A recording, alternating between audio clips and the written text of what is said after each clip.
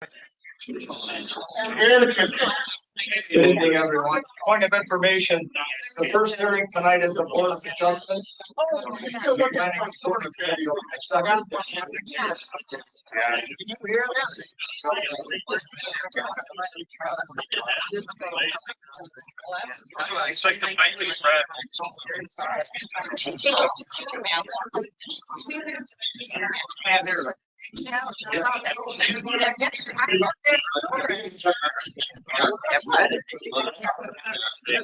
Number two. Oh,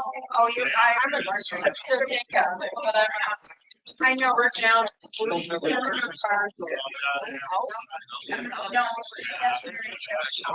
Last year. I will look at this. Not very long.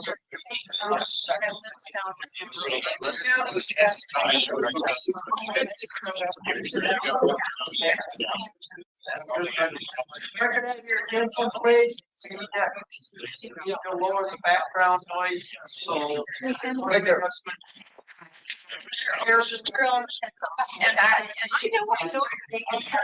Good evening, everybody. Does anybody hear me? Yes. Any person other than the applicant wishing to speak before either committee tonight must fill out a registration slip, which can be found outside either of the doors. You can turn them in here at the desk. Also, just a point of information, tonight, the Board of Adjustments is first. We have two hearings, and then the Planning and Zoning Committee will be second.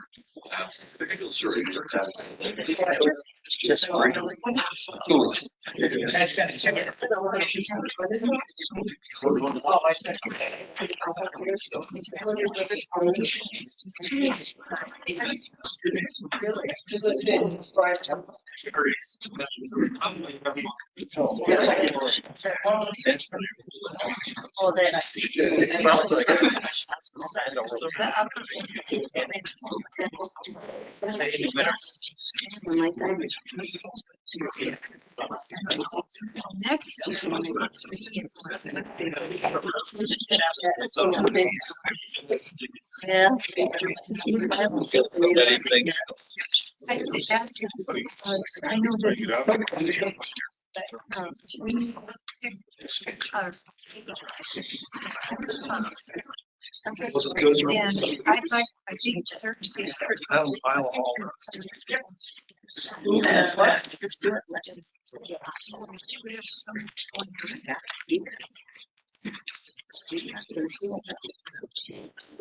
So all Thursdays in September.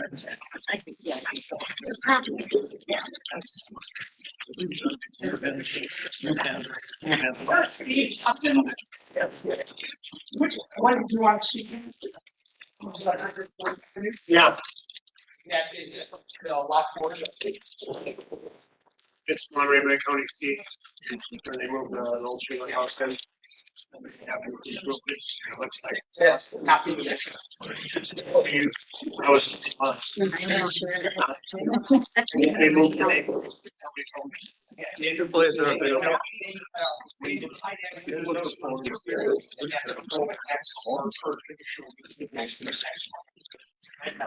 It's already on live. They're just set up. I understand. That's why. The mobile home I'm seeing is that next, or Fourth Avenue. That's going next month, correct? Yes. All right, so come back a month from now. Yeah. Oh, that's not. Yeah. The township meeting. was Becky, we got anything for next month? The only. I'm not sure the name, but I know Yeah, I know. Property Connects Mine. They had something else Friday.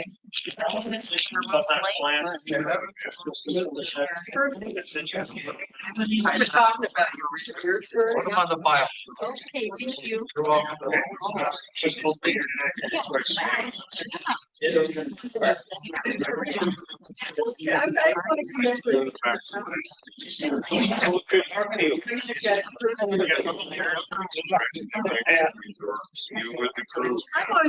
Okay, here we go, everybody.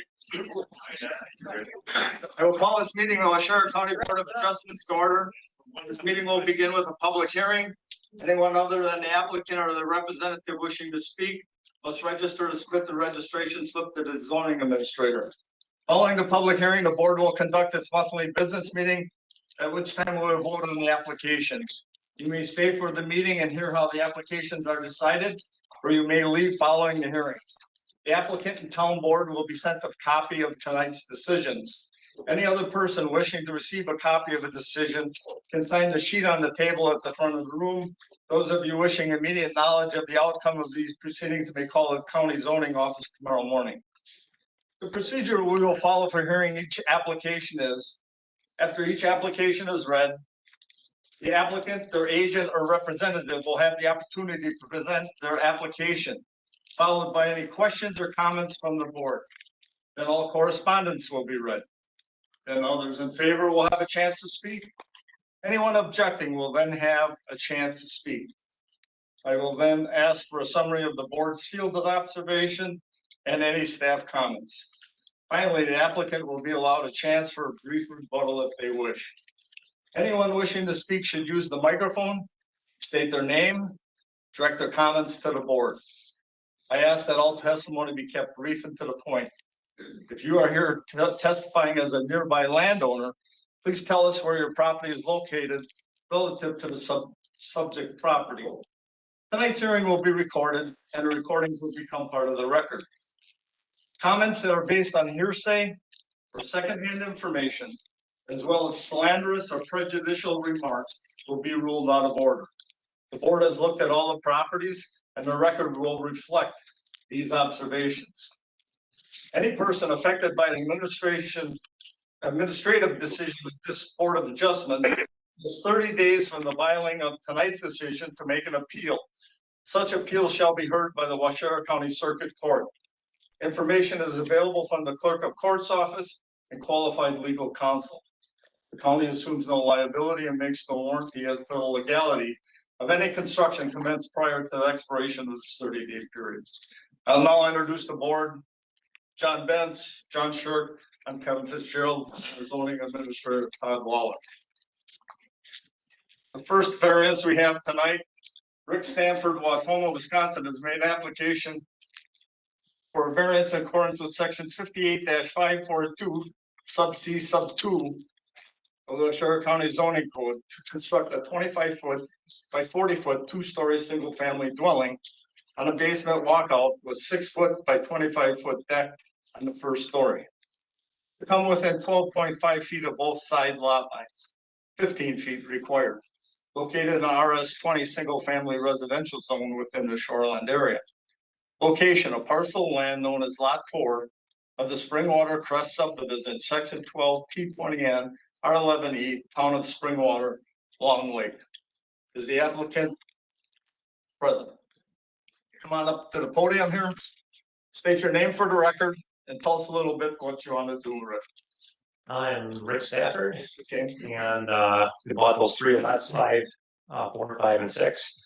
And we are just started building on lot 5 and 6, a new house. We pushed it all the way to the east to give, I think it's lot 4, we're looking for the variance, to give that the most amount of room possible.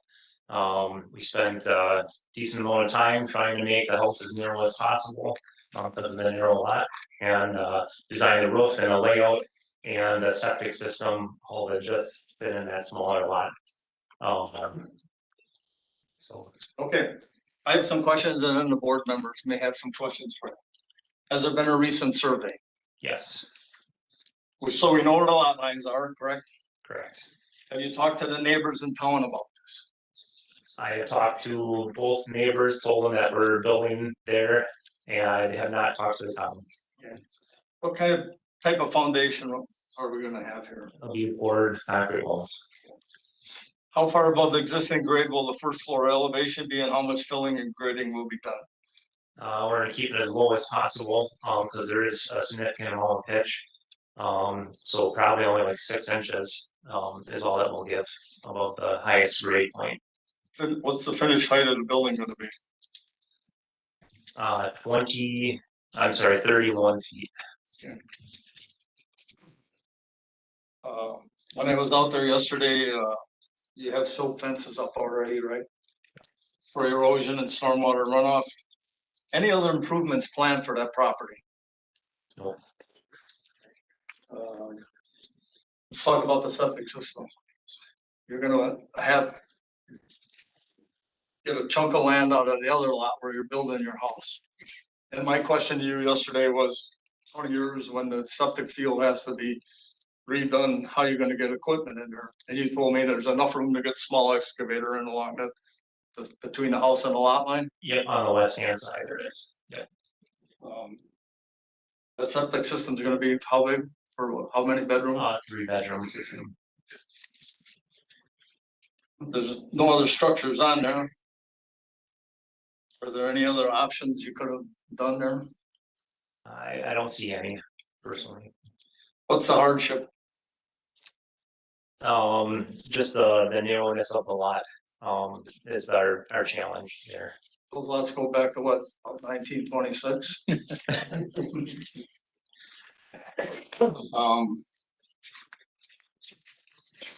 Permits, you're in the business, you know what you'll need, right? You're already building on the other lot where you have permission and permits are granted. When would you start building on this one?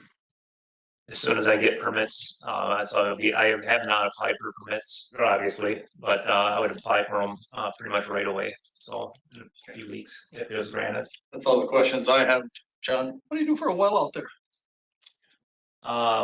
We're gonna do a 6-inch well, and we're gonna do probably a shared well. And then we're gonna put it on the roadside so we can meet our setbacks from the setback. So you would share with your property next door? Correct. Yep. John, anything? Nope. Okay. That's all the questions we have for now. Have a seat and then we'll, if you need a rebuttal, we'll have you up for a rebuttal. Correspondence. Okay, don't have any correspondence. I do have though one person registered to speak, or excuse me, registered in opposition only, but wishing not to speak. Stuart McIntyre. Stuart, do you wish to talk or speak at all? No. Okay. That's entered and registered. That'll be registered into the record. In terms of staff report, everyone should have a copy of the final draft for the staff report. Outside of warranty deeds and legal documentation, the county maintains very little information on this property. The lot itself is known as Lot 4 Springwater Crest subdivision, which dates back to 1926. At that time, the subdivision contained dozens of small cottages, each measuring 50 by 174. Since that time, you can see from the aerials, many of the lots have either been consolidated to make way for larger, more conforming properties, or have been built out over the years with what would be considered by today's standards a non-conforming property. Excuse me. The applicant has now presented plans to build a very modest home by today's standards, with a home having a footprint of only 25 feet by 40 feet. Due to lot width being only 50 feet in width, the applicant is seeking relief from the county side yard setback requirements. It should be noted that the current request of 12.5 feet is well within the limit of past variance requests. I'd also like to point out that the impervious surface calculations as presented are roughly at 11.7%. Once again, well within standards and actually below our minimum, or I should say maximum 15% before mitigation. Staff's reviewed this request and believe the applicant has gone to great lengths to build a home that is not only in keeping with the area, but also compatible to the small lot size and should in no way pose a detrimental impact to the neighborhood. While the committee will be making a recommendation on this request later in the evening, staff is recommending approval, subject to the conditions listed in your report. I would like to point out on one of the conditions, condition number 8, a certified survey map will be required at the start of construction to accommodate the small bump out for the new sanitary system that actually will extend onto the neighbor's property, which is also under control by the current applicant. And with that, I don't have any other comments. Any questions of Todd, John? No. Okay, thank you, Todd. You need a rebuttal, Rick? Are you good? Good? We'll go to our second variant. Stephen and Joanne Romanchik, Oh, that's good. that's pretty close. Thank you. I'll answer that. Has made an application for a variance in accordance with section 58-235 sub B, sub 5, sub B of the Westchester County zoning code to construct an 18-foot by 26-foot and an 8-foot by 12-foot addition on the west side of a 31-foot by 32-foot existing non-conforming dwelling. Non-conforming due to existing structure being located less than 50 feet, but greater than 25 feet from the wetlands. 50 feet required. Total improvements to exceed 25% of the footprint of the existing non-conforming structure located in the RS 20 single-family residential zone within the shoreland area. Location: a parcel of land known as part of the NE 1/4 of the southeast 1/4 lot 2 CSM 5372 includes lot 1 block B of Karen Shores located in section 25 T19 and R09E town of Deerfield, West 9702 South Shore Road, Upper Mill Pond. Would the applicant or the representative please come forward, state your name and tell us a little bit what you want to do there. I'm Steve Smazik. Joanne Samazik. So what we've had this property for about 16 years. Originally, we owned it with my brother and sister-in-law, and we've since bought them out. And we want to now make improvements to the property. The property is actually a duplex right now. There's no staircase inside. There's a lower unit and an upper unit. And we want to make it a single family unit. So part of what we want to do is add a staircase to it. What we have is we have a wetlands on one side. There's a pond, and then also behind us there's to the east there's a wetlands, and on the north side there's a road right of way. So 3 sides were kind of locked in, and on one of those sides we're within 50 feet of the wetland. So our only option, the other side we're like exactly 50 feet. And so our only option for adding on would be to go to the west, which is what our current plan does. That's kind of the scoop of what we want to try and do. Okay. I have some questions and then the board may have some questions for you. Has there been a recent survey? I think the survey that I submitted with this was done like right before we bought it, so like 16, 17 years ago. You know where the corner markers are? I do know where the corner markers are, yes. I know where the relevant corner markers are, like the corner of the lot. All the ones that are near the setbacks, down by the lake, I haven't found those, but So you know where the lot lines I are? know where the lot lines are, yes. You know why the structure is considered non-conforming? Because it's within 50 feet of the wetlands. Do you know what other previous additions were done and when? Were there any? I don't believe there were any previous additions done. Erosion and stormwater, how are we gonna deal with that with new construction? During construction, silt fence, What type of foundation are the new parts of the building gonna be? it would be a poured foundation, poured concrete, Basement slabs, it'd be a slab. Yeah. any above the existing grade or about the same? It would be about the same, so the existing slab, the new portion would be about 2 feet above the existing slab, so it would be a little bit higher, so which is close to some of the existing grade there. I mean, there's kind of a slope that goes back towards the house. What's the finished height gonna be of the building? There used to be 8-foot walls, so roughly about 20 feet. It's no higher than the existing building. What's there now? Yeah, it'll be about the same height. Any other improvements planned? Not at this time, no. All their setbacks gonna be met? Yeah, all this, yeah. Mhm. Kind of hemmed in there with the right of way and stuff too, right? Really hemmed in there, Yeah. yeah. Well, and if I may, this came up because they are getting rid of the pond I don't know if you guys know about this, that pond is gonna become a river. It's downstream from where the main dam is, right behind you? Yeah, basically our lot is like a berm for the main dam, and then the spillway went into this pond. Well, there's still a pond. 13th Avenue is another dam. And that 13th Avenue dam, the DNR and Charter Unlimited has been working diligently for a couple of years now to get the funding to get rid of the 13th Avenue dam. So the waters have receded significantly from where they were. They used to be, I would say probably 4 or 5 feet higher. But they cleared all the debris from that dam so that it's flowing better.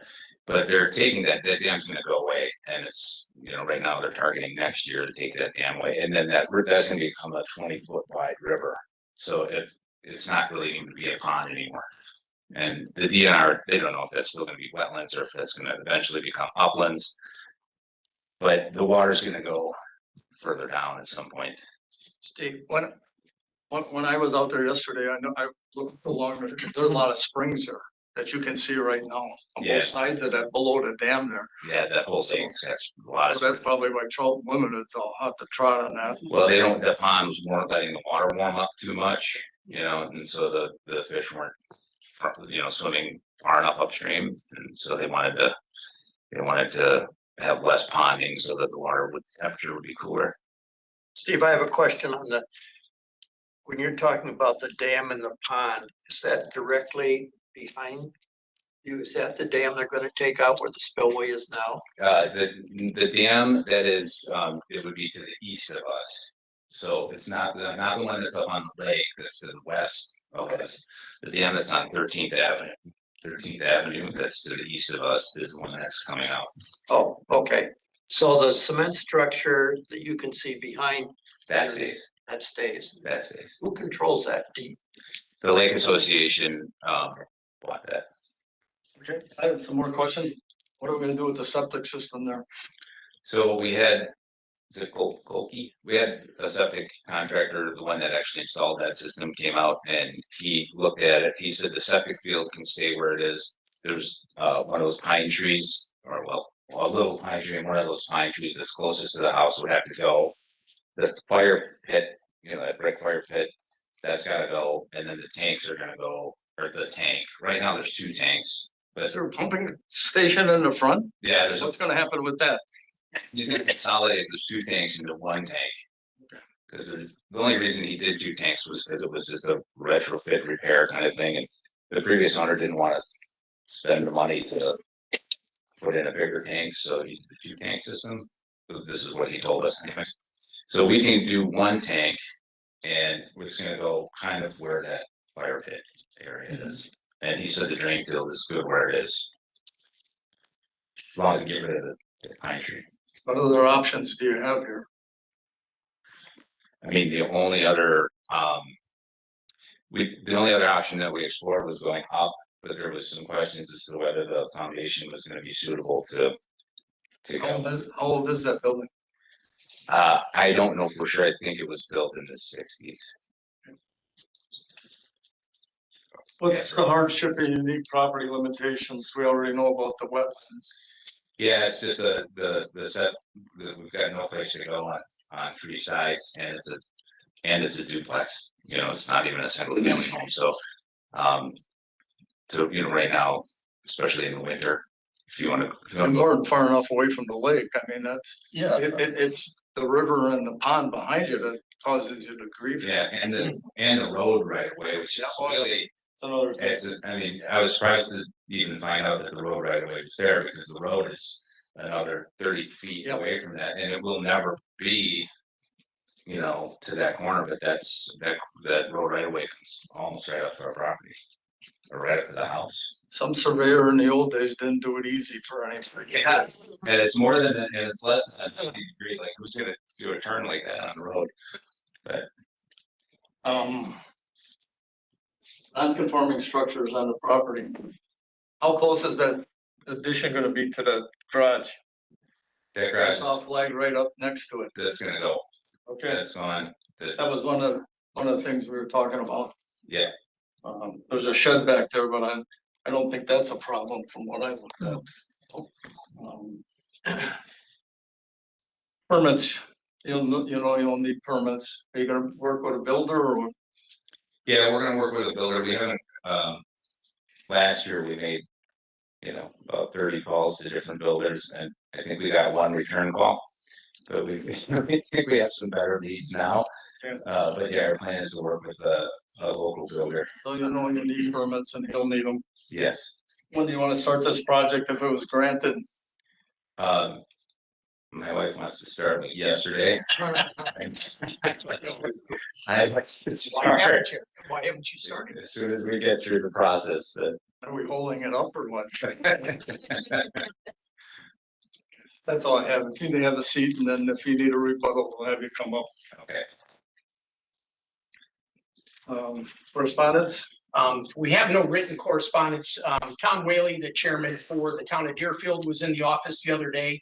And he and I talked about the variance. They did discuss this at the recent board meeting and the town offers no objection. You had correspondence with the DNR too regarding the wetlands there, So- don't you? I did talk to the DNR. We do not have anything written, but I did talk to the DNR shoreland and wetland expert. And they support the fact that we are pushing that thing as far away. The DNR wetland standards, actually, they have no setbacks. So they commend Washera County for maintaining a 50-foot setback. Anything we can do to improve that setback requirement is obviously something highly sought after. But the DNR and that supports whatever our recommendation is. Anybody registered to speak? I do have an individual, Pam Kenham. Oh, I apologize. So registered in favor and also to speak in favor. Please come up. I mean, State your name, please. Pamela Kerwin, Thank you. sure, and I've just been, I'm in opposition of what they're doing, I also have a home on the opposition, sorry, in agreement on what they're doing, yes. Sorry about that. Yes, I'm in agreement with what they're doing, I've been on the lake for many years as well, and I know that, you know, they have all good intentions and would, you know, be very interested in preserving whatever they can in terms of the wetlands and taking best care of the property. So I know that they'd be anything that they're doing in terms of improvements to their home. Many people on the lake are in support of, so. Thank you. Sure, thank you. Anything else? And that's all we have for Staff comments? Okay, everyone should have a copy of the final staff report. Given the age of the home, the county does not have any, maintain any copies of the original permits for the home or sanitary system. Surprisingly, I was able to find an old onsite that actually dated back to 1992 that was performed by one of my predecessors, Mark Schumacher. Mark also went back out in 2001. At that time, they did establish some average setbacks for both the new dwelling and the deck at that time. There were notes in there, once again, that kind of limited or showed us where the wetlands were. So we did go back out and we've been out there 2006, but most recently in April of 2024, we were out there to verify those setback requirements and found them still to be somewhat reliable. The existing home is situated approximately 72 feet back from the ordinary high to the north, and then between 35 and 40 feet to the wetlands situated on both the east and north sides of the home. In addition, the house is also situated, as we've talked about, very close to a right of way. We did talk about possible vacation of that right of way, but I don't think the town at this point in time is wanting to entertain that or go down that road.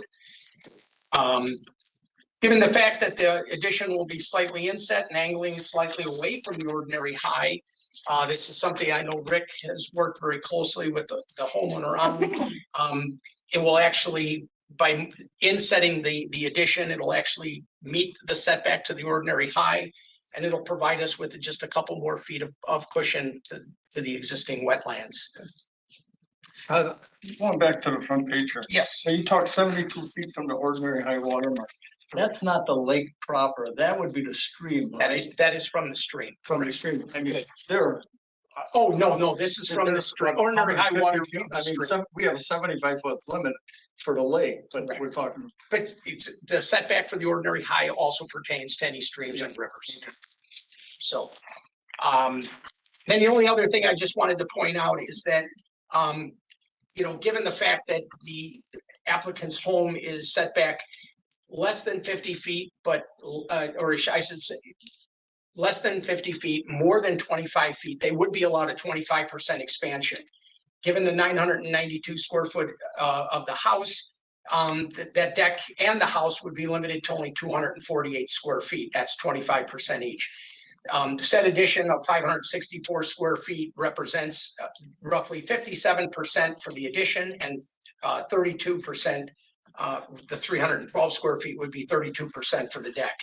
Staff reviewed this request and believes the applicants have gone to great lengths in designing a home that minimizes the extent of any variances. Even the inclusion of the small inset in the addition will minimize the impact upon the adjacent wetlands. And once again, as I talked about, Scott Custer, who is the DNR Wetland Management, did indicate that they're very supportive of staff trying to maximize, any setbacks that we can adjacent to wetlands. Staff believes this proposal is in keeping with other requests made to percentage increases for an addition to a non-conforming structure.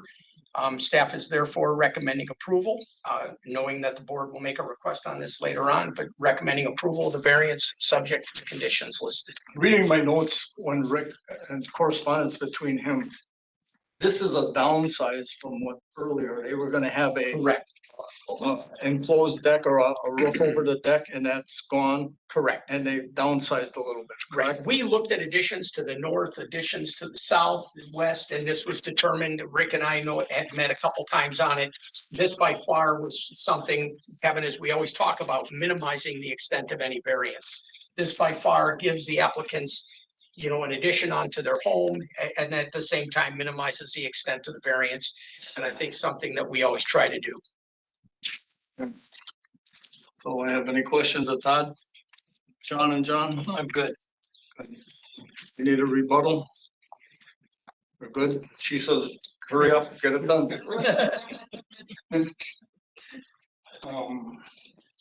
That'll conclude the public hearing for us. And we'll go right to our business meeting and call to order.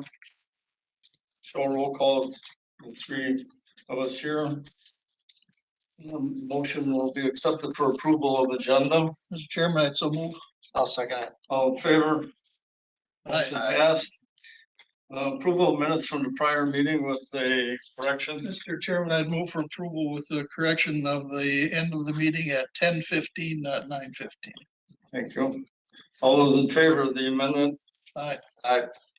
Opposed, motion passed. New business, action on the public hearings. The first one is Rick Stafford, parcel of land known as Lot 4, the Springwater Crest subdivision. Is there a motion? Mr. Chairman, I would make a motion to approve that variance application. I'd second that motion. We have a motion to approve and a second. And John, your reasons for making the motion to approve?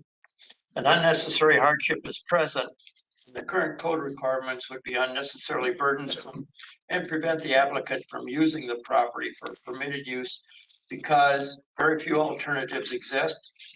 The impacts of construction are being minimized by design of a home that fits the size of the lot and will minimize the extent of any variance request. A minimal relaxation of the code is being granted. Permitted use is not possible on this property without a variance approval. Circumstances are beyond the control of the applicant, applicant, and are unique to the property and not the applicant. The lot predates zoning regulations and the construction matches the lot and available area. The hardship or unreasonably burdensome limitations of setbacks is due to the unique physical features or limitations of this property and not the circumstances of the applicant. As follows. Very little or no buildable area exists. The lot is very narrow and the overall lot size is small. The variance will not harm the public interest or neighboring land uses and damage the intent of the zoning code because visibility is good at the driveway location. Traffic is light. I'm gonna eliminate septic will be upgraded. There will be a new septic system. Traffic is slowed here. Good vegetation exists or proposed. The proposed use will not harm the public, zoning code, or neighboring land uses if conditions are followed. A literal enforcement of the zoning code would be unnecessarily burdensome. In the testimony in opposition, well, there was none. Sorry, I should have scratched that. So the possible approval conditions, therefore, the requested variance, if approved, the following conditions shall apply. The development must be in substantial compliance with the site plan and testimony provided at the public hearing. First floor elevation and filling and grading shall be done in accordance with the site plan and additional information provided at the public hearing.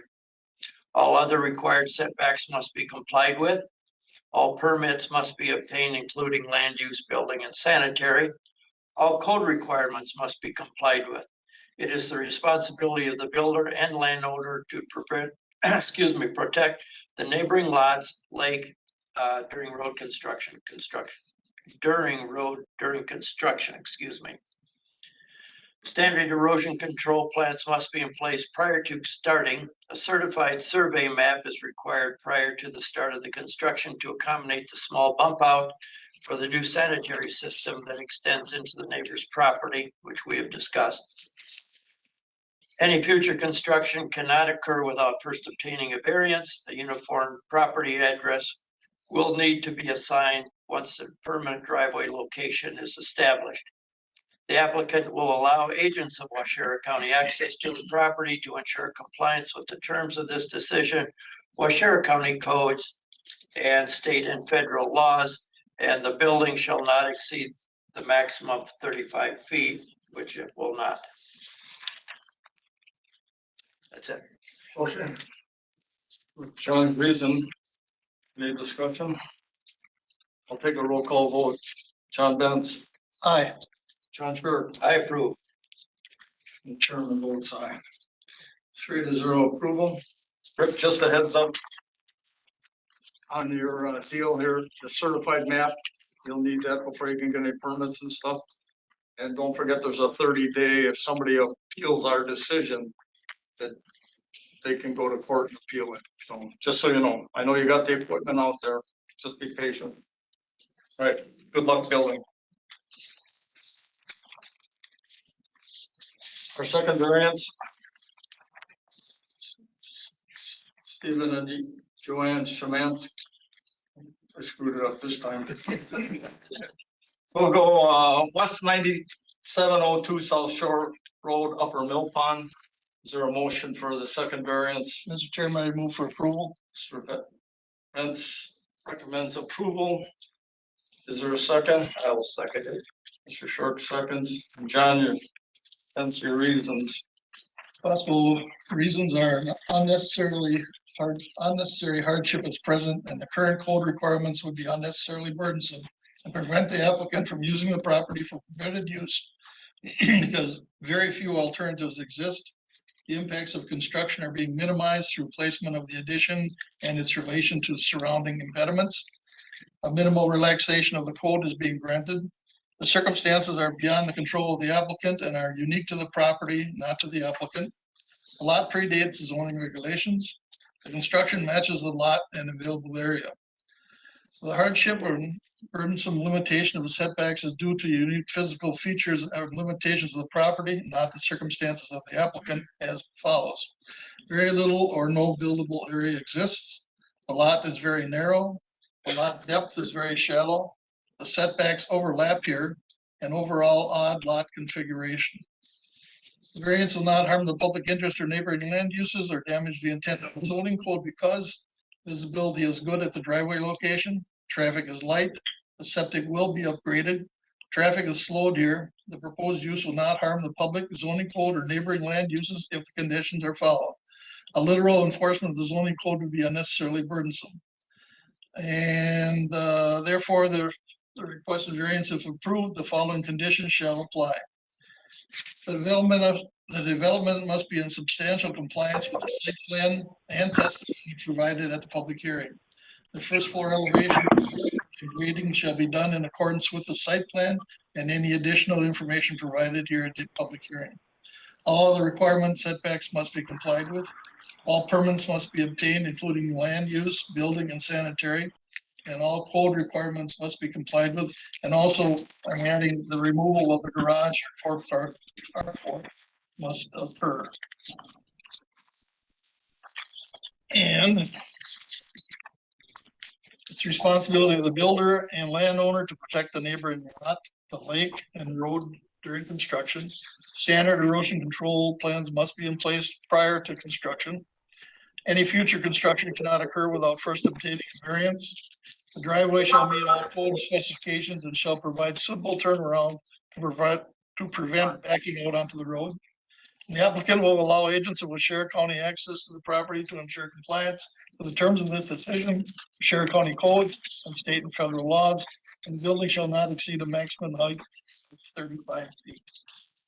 John, John, if I may, I'd just like to, with regard to your condition regarding the garage, I'd like to, is it okay if I rephrase that? Just the applicant shall remove the garage within the life of the permit? Yeah, that's fine. Okay. Okay. Any further discussion? Hearing none, we'll take a roll call vote. John Short. Yes. John Benz. Yes, to approve. And the chairman votes yes. 3-0. Congratulations, good building. Have fun trying to find a builder.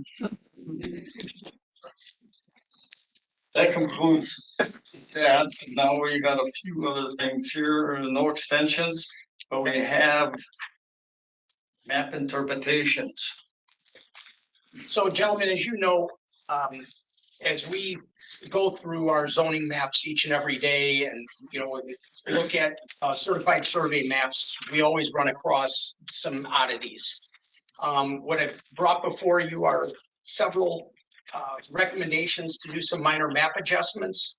And if you'd like, we could go through those one by one. But I think we can do this as one big lump sum if you so choose. First is the Frank boundary adjustment. When we were going through there, we saw that the residential, it maintains both residential zoning and ag zoning. But you'll notice how the residential RS20 just literally cuts through the parcel, cuts one of the parcels in half. We presently have the Franks before us for a land use permit and building permit for a single family structure over on the westerly lot. Looking back, we see no reason as to why it maintains dual zoning. If you look at the shape of the lots and things like that to the south and to the east, you could see they were all designed primarily as residential RS20 lots. Yeah. Recommending that we just extend that as noted on your exhibits. The second is a boundary adjustment for the town of Saxville. It's the St. John's Church. Actually, property north of the St. John Church. You can see there once again, half of the property, actually, I should say 4/5 of the property is zoned RS20, while balance of the property there is ag just south of 26. We're just recommending that the RS20 be extended. The third is a map of boundary adjustment, town of Richford. It's the wetland ON zone and ag zone. Typically, if we find a discrepancy between the ON and the ag, we will verify that the map placement of the wetland zoning district. If we find that there's buildable land outside of that, we've typically removed that ON designation because we do have a 50-foot setback. The ON zoning, just to give you some clarification, the ON zoning is there as kind of a boundary to provide for, you know, greater distances of structures and things like that. Because it's typically sensitive land, especially when you have wetlands nearby. Here's an instance though, where a lot that's basically developed with a single family structure and some accessory structures. We just thought that, you know, since we do have our setback, we've got a good tree line there to the south. We would like to adjust that back into AG3. Okay, next. The next, you recall, we did a variance for a lot size here for this is for the sawmill. Yep, so all we'd like to do is just expand the limits to AG5 to match what was granted through the variance. Yes. Next. The next, the Burmeister Innovative Storage and Service Property. This actually went through a conditional use for a storage facility within the last year. The property maintains both, it's just a little sliver of CG property. We would like to just remove that CG zoning, keep that over to Billy B's bar.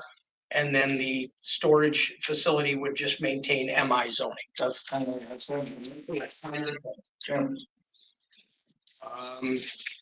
Stewart property, OF adjustment. We would just like to extend the AG property into the Stewart home where the single family residence presides and just match the existing lot size. And the last is the RS10 adjustment. There was a CSM that was prepared a couple of years ago, actually, for some property just south of Rusty Two Oaks Golf Course. There was an exchange of land there between the golf course and the homeowner. We would just like to extend the RS10 into that district, that small little sliver there that maintains those trees. Okay, Mr. Chairman, I move we approve the volume adjustments. okay. We have a motion approved. Is there a second? I'll second it. All in favor? Aye. Opposed? Motion for the map interpretation changes is approved. Thank you, gentlemen. Anything else That's all. from Yeah, Mr. Zoning Administrator? We have stuff next month? we do. We have two variances. Zone change and a variance. Okay. Any further questions at Todd or discussion by the board? If there's nothing, I'd move to adjourn. Motion to adjourn, is there a second? I'll second it. All those in favor? Aye. Motion passed. Thank you, everybody, for being here. Just one thing that doesn't have anything to do with us. Someone's coming across the speaker system. I just shut them off. Oh.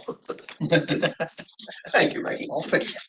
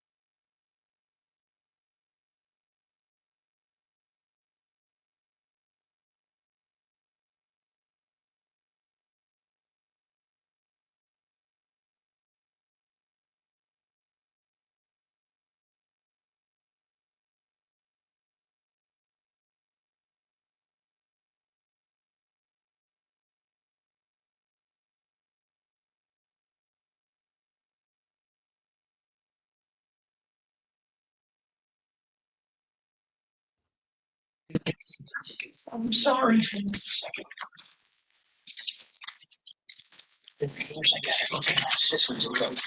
Yeah.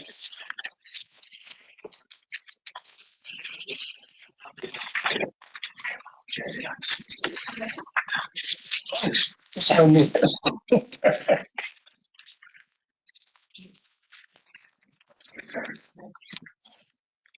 I guess I should be the same.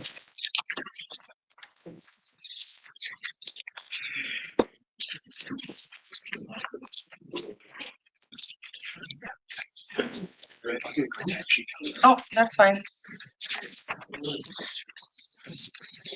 I'll call this meeting of the Washera County Planning and Zoning Committee to order. This meeting will be conducted in the same manner as the applications heard by the Board of Adjustments. Please remember to keep your comments brief and relative to the matter at hand. The same time limits will apply to testimony, which is 5 minutes for the applicant outside of any committee questions, and 3 minutes for other testimony, including any rebuttal by the applicant. Anyone other than the applicant or the representative wishing to speak at this hearing must have registered. Anyone who has not should do so immediately and submit the registration slip to the zoning administrator. The committee has looked at all of the properties and will record the record will reflect these observations. Following the public hearing, the committee will conduct their monthly business meeting, at which time we will vote on the applications. You may stay and hear how the applications are decided, or you may leave following the public hearing. Any person affected by an administrative decision of this committee has 10 days from the filing of tonight's decision to make an appeal. Such appeals are heard by the Board of Adjustment. Information and applications are available from the zoning office. The county assumes no liability and makes no warranty as to the legality of any construction commenced prior to the expiration of this 10-day period. I will now introduce the committee. On the far end, Robert Wadel. Next to him is John Van Amerongen. Next to him, Pat King. I am David Bossard, and Todd Waller is the zoning administrator, and Becky Hubach is our secretary.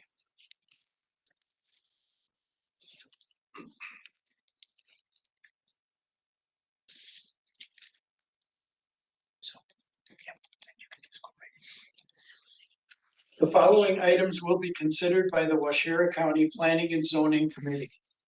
A conditional use.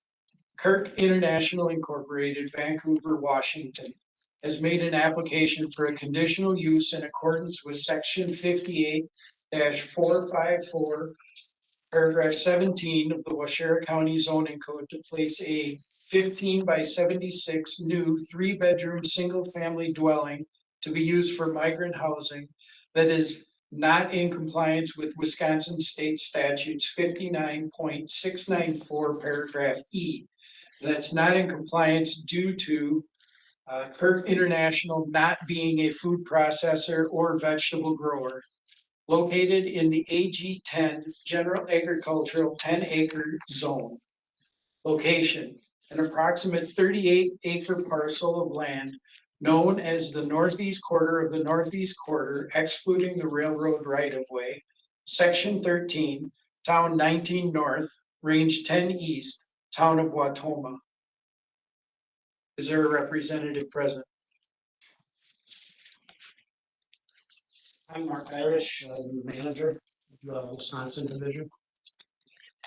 And would you tell us what you're planning to do in that? Well, we're part of the guest worker program and we bring H2A workers up. And we're in need of housing for 7 to 8 people.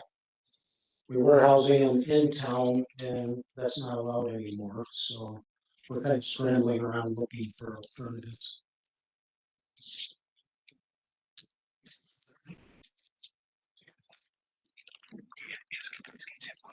Do any of you gentlemen have questions?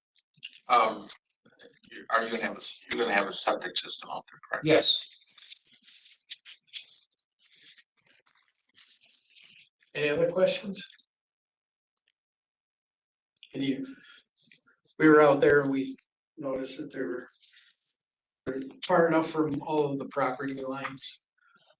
Yeah. And that's gonna be a new well out there as well. Actually, we're running a line from the plant. We have one look at it, and it's big enough to run a line 900 feet. Okay. May have a seat, and if we need you for a rebuttal, you'd be offered that opportunity. Okay, and is there any correspondence? Yes.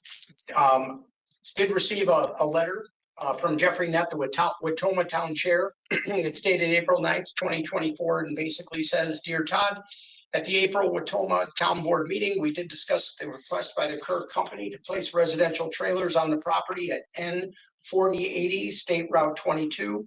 The zone change request is for a small number of laborers to reside for the growing season.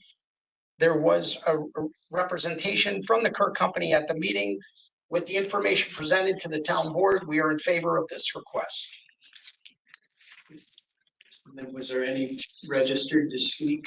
I do. I have one individual registered to appear and speak for information only, Frank Bray.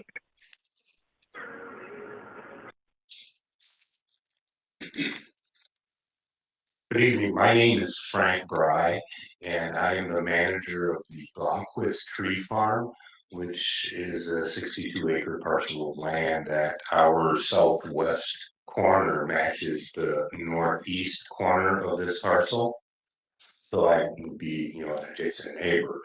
I guess not being familiar with the total plan, I had a couple of questions. Is this going to be year-round residence, or is this going to be occupied only during certain parts of the year? It's seasonal housing, and I believe per the application, April till December. Correct. Okay. And the access for the new house, that's going to be off of Highway 22? Yeah. Does it have to cross that other parcel to get there? My understanding is that the access, I believe, is going to come straight from the parking lot, is it not? Yes. Yes. Okay. And I know that it sounds to me like the reason why they're here is that it's not in compliance because they're not a food processor or vegetable grower. Are these migrant workers, are they working on Christmas trees, or what are they doing if they're not doing these food processing or vegetable growing? And I guess at this point, probably Mark would be the best person to respond. It's all Christmas tree work. I kind of assumed that. I just wanted to make sure of that. I don't have any other questions. Thank you very much for your time.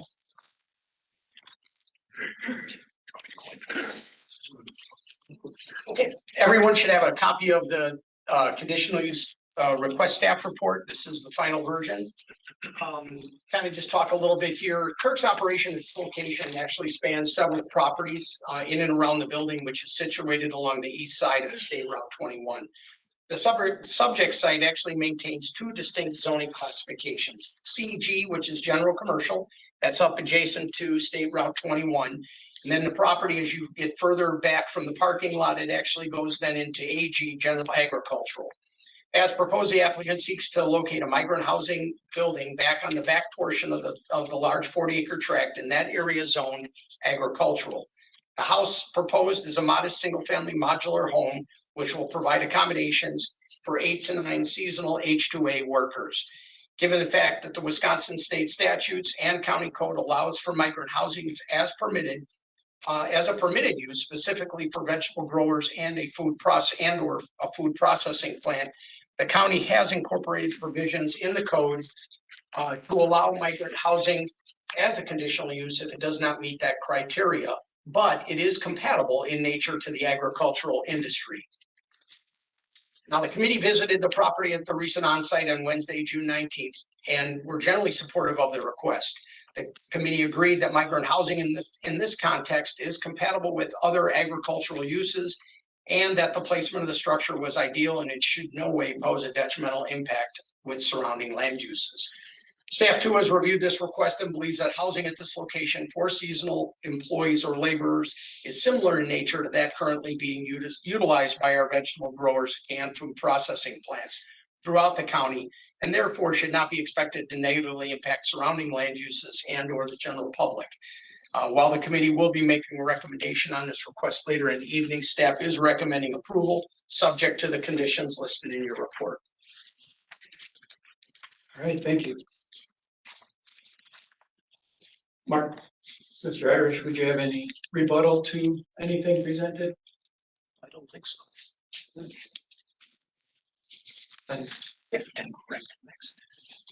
Next, we will be considering a conditional use for Project Harmony LLC of Appleton, Wisconsin.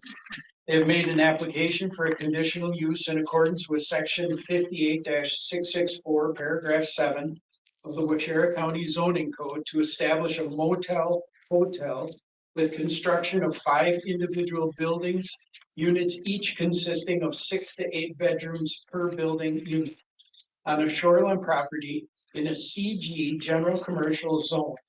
Location is an approximate 3.6 acre parcel of land known as Lot 1, CSM 6927, subject to easement, recorded in document number 544312, section 13, Township 20 North, Range 11 East, Town of Springwater, address of W5090 South Long Lake Road, Long Lake, Wisconsin. Is the applicant present? Hello. Corey, representative of the Harmony project. Yeah, we're proposing a 5-unit motel on CG zoning. We were directed by the zoning department that in order to be a motel, it needed to be 5 units. So we have 2 plans. 1 5 standalone units, and then another plan, 4 buildings, 5 units total. So one's a duplex.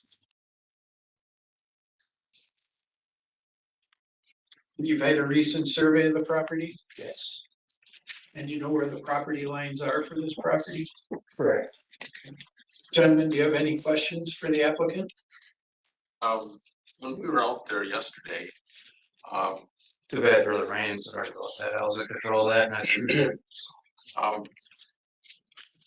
you kind of showed us the location of the buildings would be, but it appears to be, or maybe I misunderstood you, that it's going to be right where the road is now, or is it going to be further into the the hillside?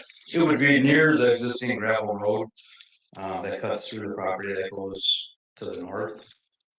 It'd be in there, and then between the wetlands and that gravel road is where the majority of the development would occur. And on that site plan, it showed that there would be a road all the way down there, and there'd be parking by each unit. Correct. So do you think there's enough room between where the house will be, or building, I should say, and the wetlands that you could put a road in? There is. It's all mapped. It's all to scale. The owner did this plan as a preliminary plan to address parking. More or less parking may be needed after you look at it further. But this should be sufficient for commercial development for each building.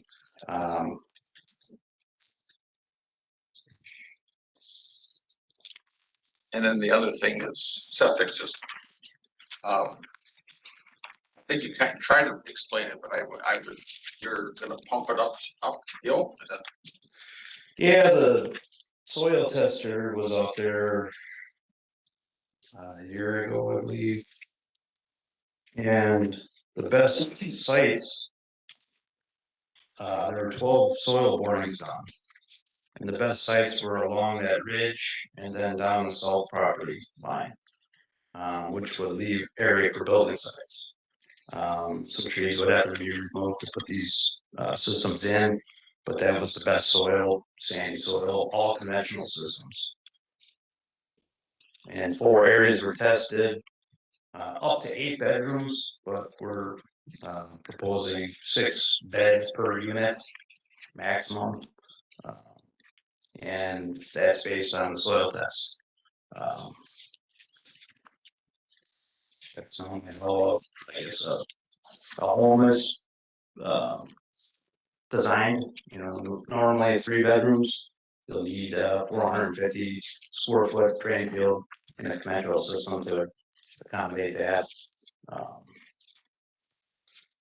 Same thing here for commercial, goes towards bedrooms. A public design wastewater flow for a motel is 65 gallons per day. And this is in residential is 100, so we went with a larger estimated gallons per day at 100. Design wastewater flow of 150 gallons per day per bedroom. Per unit. Or Per bedroom.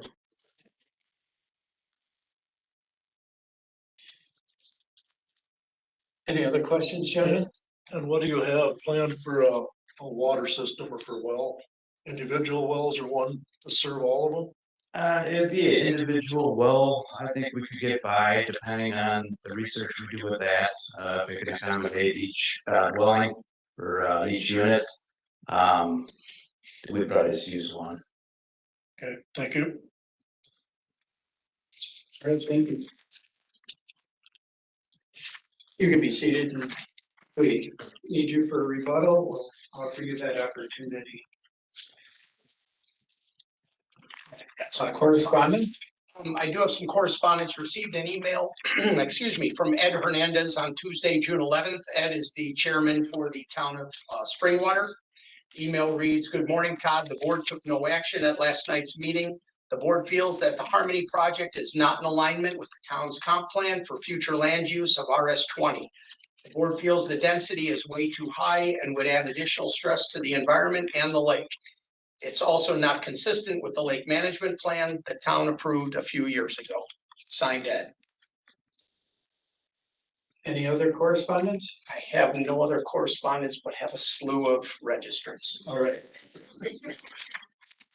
At this time, we'll be taking comments, and just as a reminder that there is a time limit of 3 minutes for comments. So please keep your comments brief and to the point. Okay, first individual, Jerry Voigt, to speak in opposition.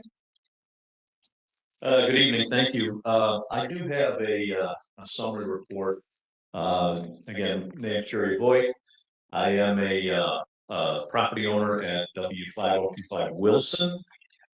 And I am here representing the Long Lake Association.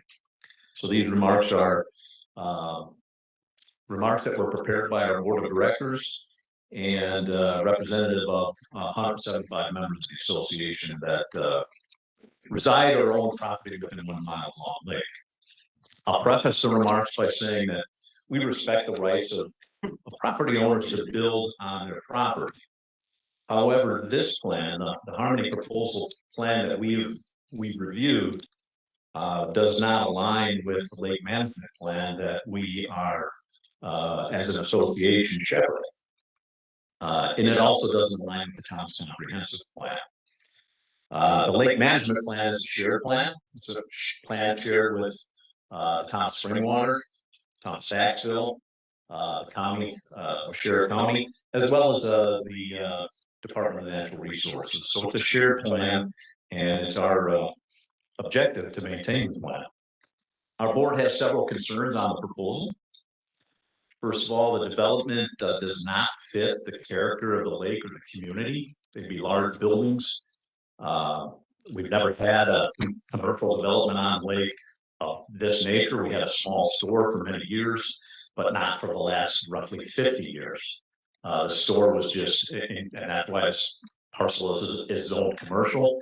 It served as a store for lake residents to buy, ice cream and gas and things like that. We've never had a more substantial business like is being proposed here. The density of the development is also a concern.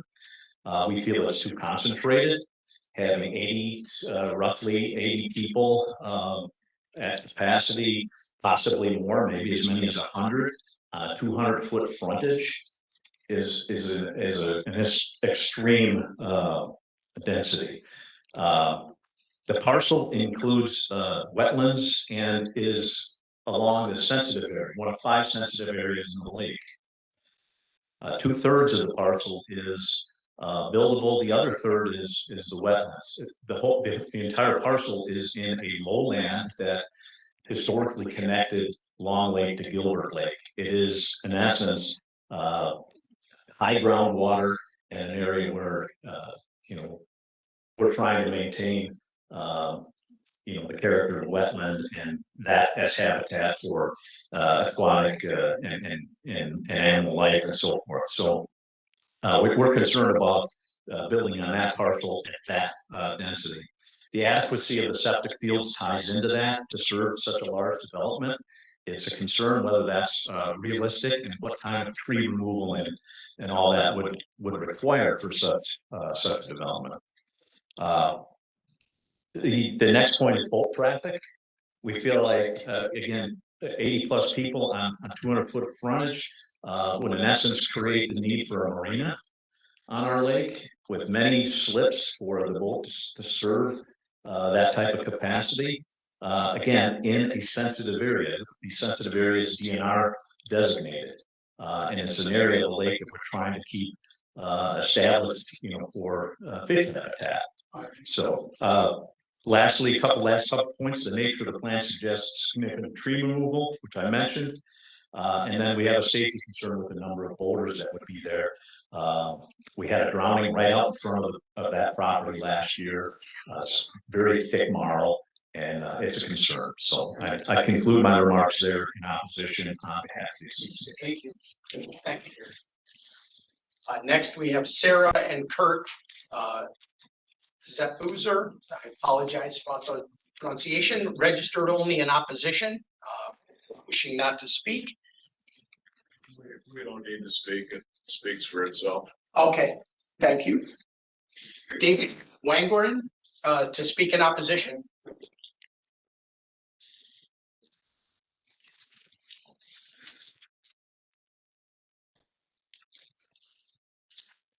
David Wangren, I'm a Long Lake property owner. I'm on the lake. I'm on the North Shore, so I basically can see where his property is. I would reiterate what Jerry said about a lot of the things being not fitting the rural character area of the lake, high density, safety issues, things like that. My biggest question is if you allow this type of development on the lake and it fails or doesn't go or changes ownership, what do you do with the buildings? And how does that get subdivided or doesn't it? And the other thing I'd like to ask is if you do allow a hotel on there, that one of the conditions would be to maintain a license for hotel operation and make sure that it stays commercial. But the fear is that sooner or later, 10 years, 20 years down the road, they're going to want to either subdivide or sell off each of these buildings. And what do you do with it?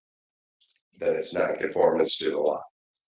So on top of everything that Jerry brought up, those are my big concerns. So I'll just keep it nice and short. All right, thank you. Tom Catlin, registered only in opposition.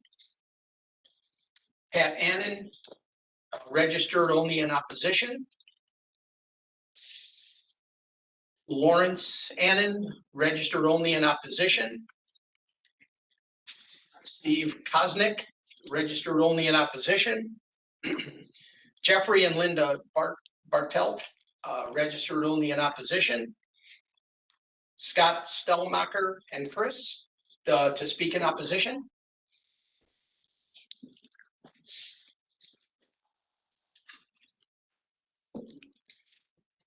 Hi, I'm Scott Stellmacher. My wife Chris is here also. We own W5060 South Long Lake Road, W5064 South Long Lake Road, and W5068 South Long Lake Road. Those are immediately adjacent to this property to the south or to the east, depending on where on the property you're standing. We will share, we are part owners with common property that abuts this. the main issue I have with this, while I do respect anyone's right to develop their own property, is that we have yet to find an occupancy number for this. The applicant mentioned 6 beds per unit. What he meant to say, I believe, was 6 bedrooms per unit. And everybody's been making the reasonable assumption that that means 2 beds per bedroom. But if we look at other properties that this owner has developed, right next door, the old store has 6 bedrooms, but he lists his occupant load as 24, that it can sleep 24 people. That's 4 people per bedroom. If we look at this occupant's other property on Pearl Lake, he has a property with 4 bedrooms, which he also lists as sleeps 24 people. So his stated goal is to put 6 people per bedroom in that unit. Now, I have no idea if the septic systems are designed for 4 or 6 people per bedroom. I know that typically when I design this, oh, by the way, not only am I a neighbor, I'm an architect with 40 years experience in the field. For the last 15 years, 75% of my work has been shoreline zoning, houses and businesses on lakes and rivers. I'm very familiar with what you're doing. I have presented probably 24 variance or special use permit proposals to boards, and I've in fact served on boards various years to know how this works. So I don't know if the proposal, the person doing the septic system actually designed it for 4 people per bedroom or for 6 people per bedroom. I don't know. I know that typically you do it with 2. I did a quick septic design, assuming 24 people in a building in a sand country like this, and it was 2,600 square feet for a conventional septic system serving 24 people with a holding tank of 6,000 gallons. That's huge. That's for one building. If we have 6 bedrooms at 4 occupants each, that would mean each one of those septic systems would have to be that large. That's one of my concerns. The next one has to do with parking. Now, a typical weekend, we observe the neighbors and we see 3, maybe 4 cars show up, very often even 2. However, there are occasional, but we can only assume are bachelor parties or bachelorette parties, where I've counted as high as 12 cars. That's for the 20 sleeps 24 place, 12 cars. And from what I can tell on this proposal, I'm counting only 10 parking spots beyond those right next to each unit. So extremely low for if somebody were to book 2 bachelor parties, they're going to be parking on the street or in our parking areas right next door for sure. Now, also, Thank you. am I over my 3 minutes? Yeah. Sorry. Okay. Thank you. Fire truck access. That's all. Thank you.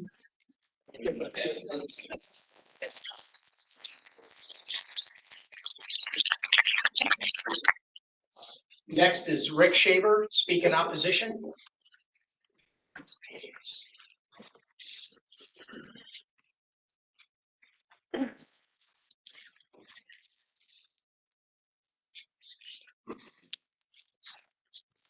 Good evening, thanks. My name is Rick Shaver. I'm a property owner on Long Lake, W5003 Wilson Road. I've been a owner there since 2020. My family's had property on the lake since the early 1970s. I just want to look at this a little bit historical, how we got to this point. Jerry mentioned the plan from the town, so the town's comprehensive plan and the Long Lake plan, and adopted in 2020, adopted in 2009. Project Harmony LLC purchased the property in July 2023, long after those other plans were put into place, were approved and adopted. And then, in fact, Nick Thomas presented his plan to develop the 5 8 to 10 bedroom single family homes to the town of Springwater in January 2023. This was not approved by the town, as you probably are aware. This was done in January of 23. Nick was told by the board that any development there would need to follow the 20-year comp plan for the town of Springwater. Keep in mind, this was 6 months before the LLC purchased the property. So they knew exactly what they were getting into and where the town stood. Ignoring what the town told him in the January 23 meeting, now we are seeing a 5-building motel proposal. It's easy to see what's happening here. They're trying to cram as many buildings and as many bedrooms as they can on this parcel. And they're gonna try in any way to do so.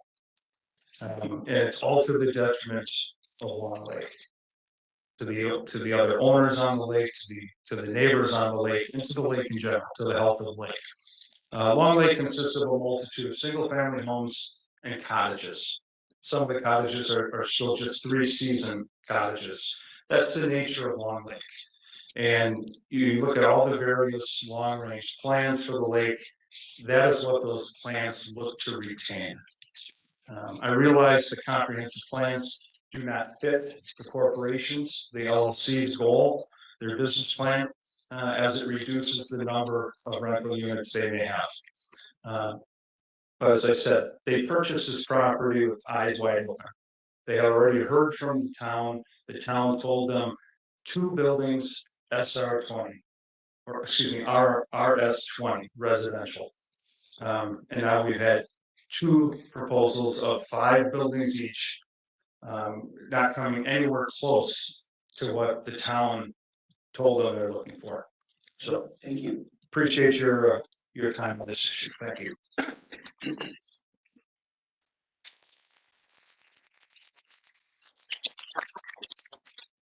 Kim Burns, registered only in opposition. Lisa Mackey, registered only in opposition. Bob O'Brien to speak in opposition. Bob?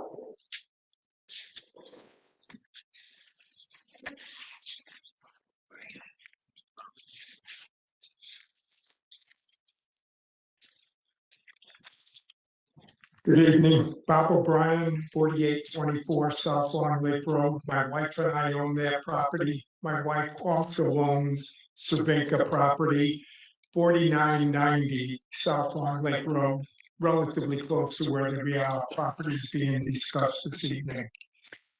Our concern mainly is, gentlemen here have already spoke, addressing our major concerns, but we also own directly across the street on South Long Lake Road, a 100-acre parcel wooded lot. We have concerns of people trespassing onto our property there. These people that will be coming up here don't have any association with Long Lake the way us property owners have. How we're going to prevent them from coming onto our property, bringing 4-wheelers up, etc. We have historically allowed people on the lake to use our property, both with dirt bikes, 4-wheelers, walking, residential, etc. People have been respectful of our property. I'm not sure, given the itinerant nature of people coming in just to a hotel, how they will respect their property. So this is a great concern to us. That's pretty much what I'm going to relate tonight. Other people have addressed the general topics of a marina taking place there, overuse of the lake, etc. We strongly agree with everything that's been said to date.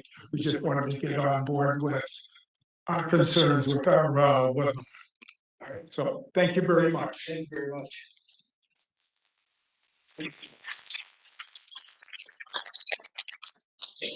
Mary Jo Cervenka, registered only in opposition.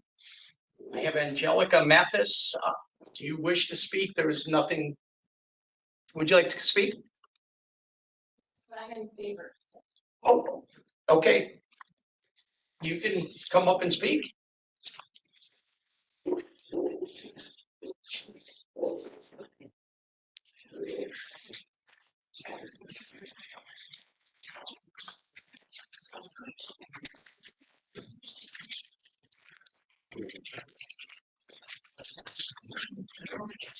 My name is Angelica Mathis. I have a cleaning business in the area and I help manage 12 vacation rentals. I've been doing this for over 10 years. Some of your concerns I would like to address. These places are not geared towards parties. They're not meant for bachelor parties. They're meant for families that want to come up and enjoy a couple days at the lake. Not all grandma and grandpas can afford a nice lake home, so they decide to rent one. We have several elderly and disabled folks that we clean for. However, that alone would not be able to sustain my business. Nor would I have been able to help put my daughter through college. The owners of Project Harmony and along with numerous other vacation rental cabin owners are what help sustain myself, the single moms who require flexible schedules and want to work close to home. I have retirees, college kids, high schoolers that work for me, and I'm also speaking on behalf that the owners of Project Harmony and other vacation rental cabin owners help support other contractors too, like landscapers, electricians, lawn care people, handymen, etc.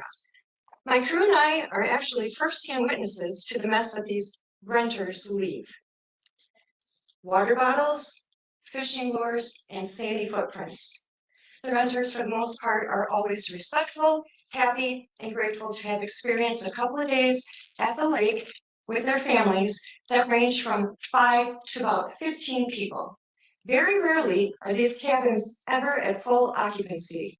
There will never be 100 people at the property all at once. There are pontoon boats at the properties, not speedboats. I personally have kayaked on Long Lake. It's one of my favorite lakes, and I'm not comfortable because you guys have a lot of speedboats. The owner of Project Harmony always keeps his licenses current, unlike many of the other people who rent out cottages on Long Lake that are all around you and you have no idea. Again, these are not meant for bachelor parties. These are meant for families to come up and enjoy Wisconsin, spend money in Washington County, and support families. Thank you. Thank you very much. Bruce Rux, registered only in opposition. Amy Norman, registered only in opposition. Brian Norman, registered only in opposition. John Harvitt, registered only in opposition. Note that we'll submit written comments. Stuart McIntyre, registered only in opposition. Dave Schultz, to speak in opposition.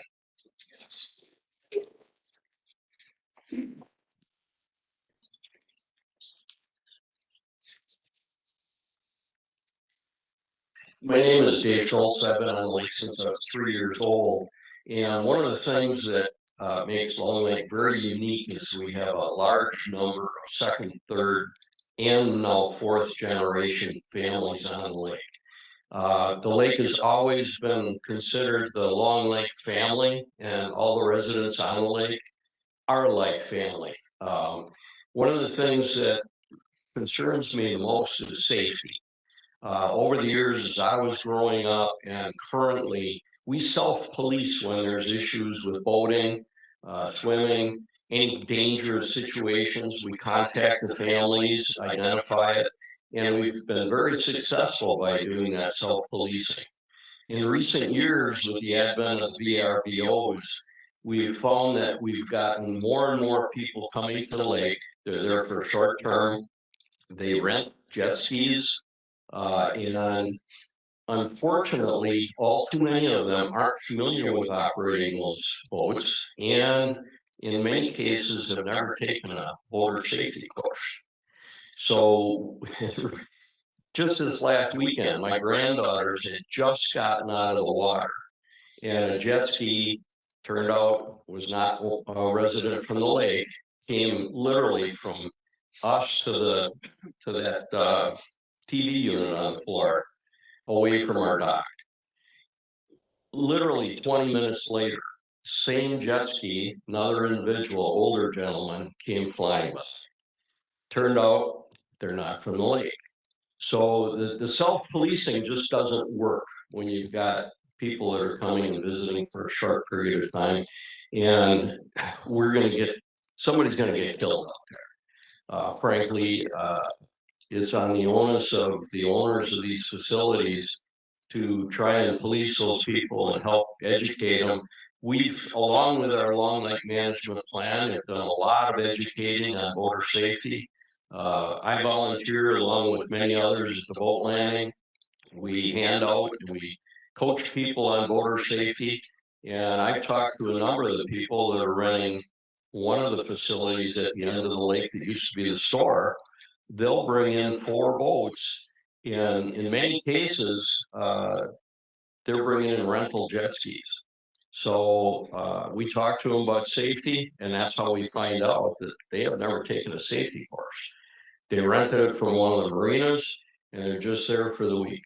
So primary concern, without a doubt, is safety. In the Narrows, when we've got high water, it's about 600 feet across. You deduct from the shoreline restrictions that are DNR regulations, and 2 jet skis cannot pass safely through the center of that area. Now you add those densities and you've got a critical situation. Thank you. Thank you.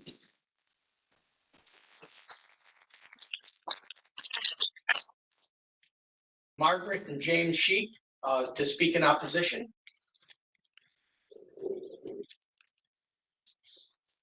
My name is James Sheik, and we're at W4741 North Shore Drive.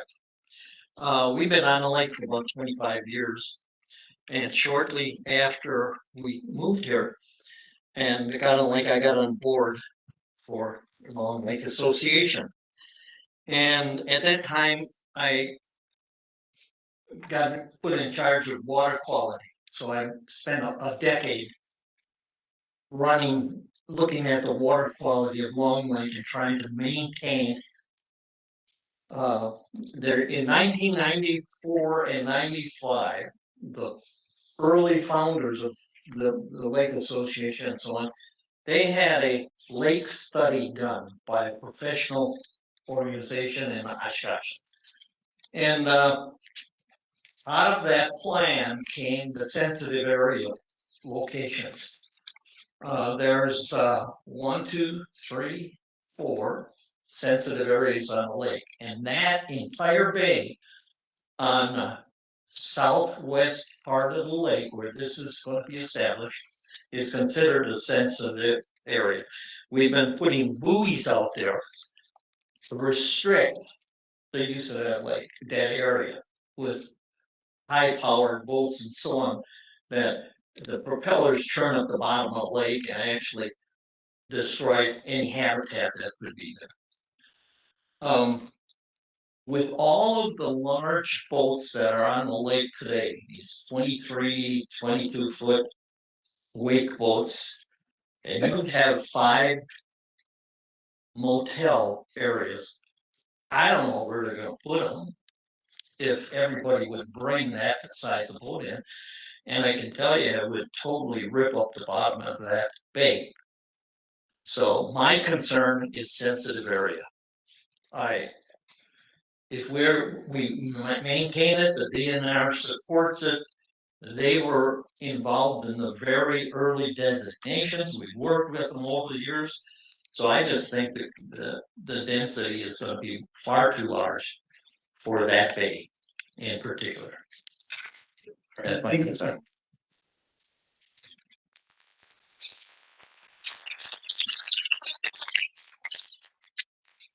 Janet O'Connell. Janet, you're gonna have to help me out here. You're registered to speak in favor and registered only in opposition. Oh God, I didn't have my glasses on. I'm registered in opposition. Okay. Thought you were confused. No, glasses. Tom Brown, registered only in opposition. Mary Pat Brown, registered only in opposition. Harold Pitzel, to registered only in opposition. Holly, registered only in opposition. Bill Rosenthal, registered only in opposition. Harold Letchus, registered only in opposition. I apologize if I botched that. Rick, I'm gonna do it again. Letchus, registered only in opposition. Suzanne Zemer, to speak in opposition.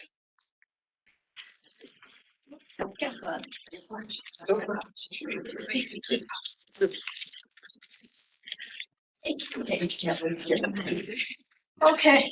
Yep. Suzanne Zemer here. Yes, I'm in sight and hearing of the Project Harmony. My parents bought this in our property in 1945 when I was 8 years old. So you can do the math. I've been there about 87 years. And also, I'm representing 5 generations. I have a niece who has property and a nephew who has property. And we're all in opposition. And I brought this big map. I don't know if you have this map or seen it. It shows exactly where the bay is, where the property would go. I got it in the right place. Yes, it's up here. It's up here, and I don't know if you'd like to see it in person, but it's very, very, ready for loons. And we are part of the Loon Watch from Asheville. Asheville. And we have loon rangers who are there to report to me to make the report every year to the Loon Watch. And we're going to lose those loons because that's their lagoon. They have very few lagoons. They're like quiet and peace. And as we have said, we have 5 lagoons, I think, in this lake. And this is the largest one. And you can see that it is a lagoon. And the water is still there. And I'm speaking for the loons. They can't speak for themselves. So let's keep the loons.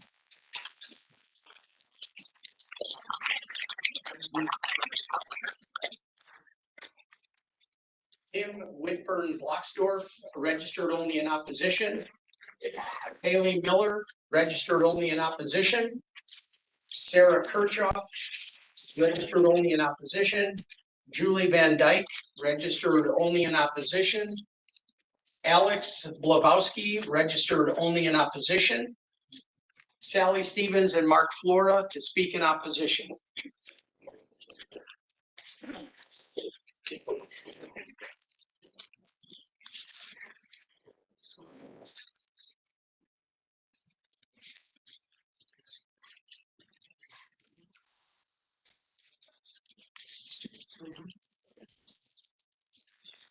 Good evening. My name is Mark Flora. This is my wife, Sally Stevens. We own a 3-season cottage at W5052 South Long Lake Road, one of the 5 cottages to the right of the property, to the south and east of the property, which you probably viewed today when you were on site.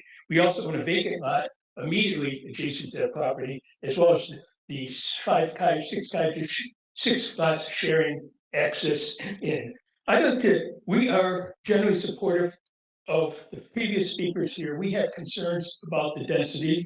We had the concerns about the character, rural character. Again, when the property was sold, it was out there as 2 lots, and now it seems like we're trying to shoehorn 5 buildings onto the 2/3 of that property that is buildable.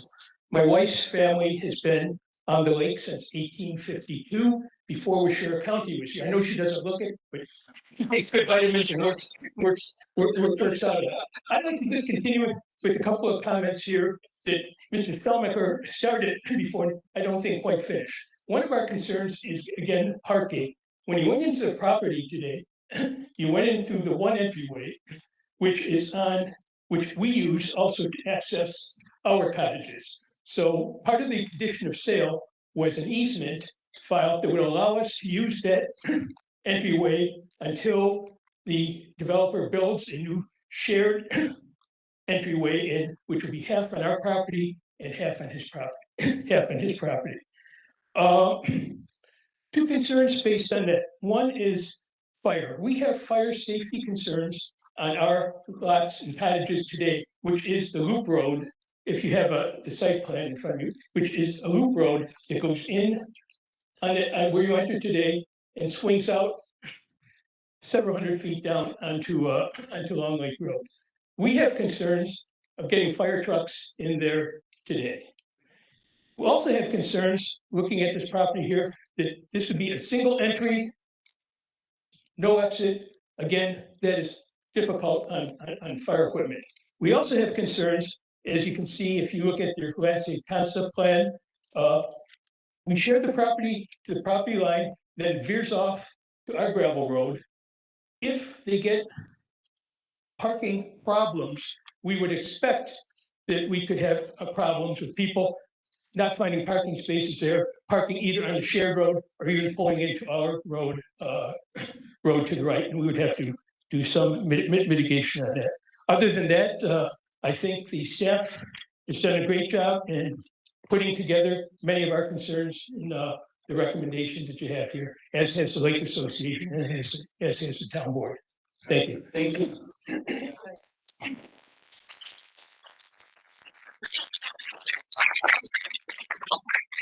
Wendy Vincent, to speak in opposition.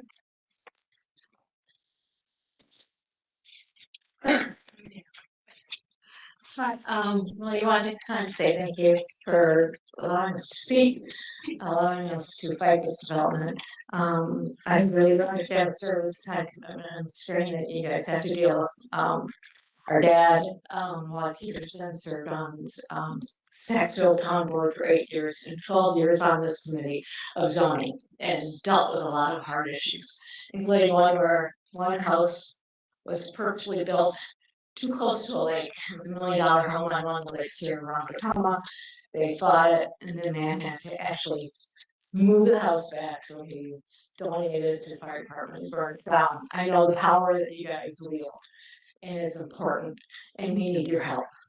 So, as I said, we moved here in 1972, and our mom group still ran the general store.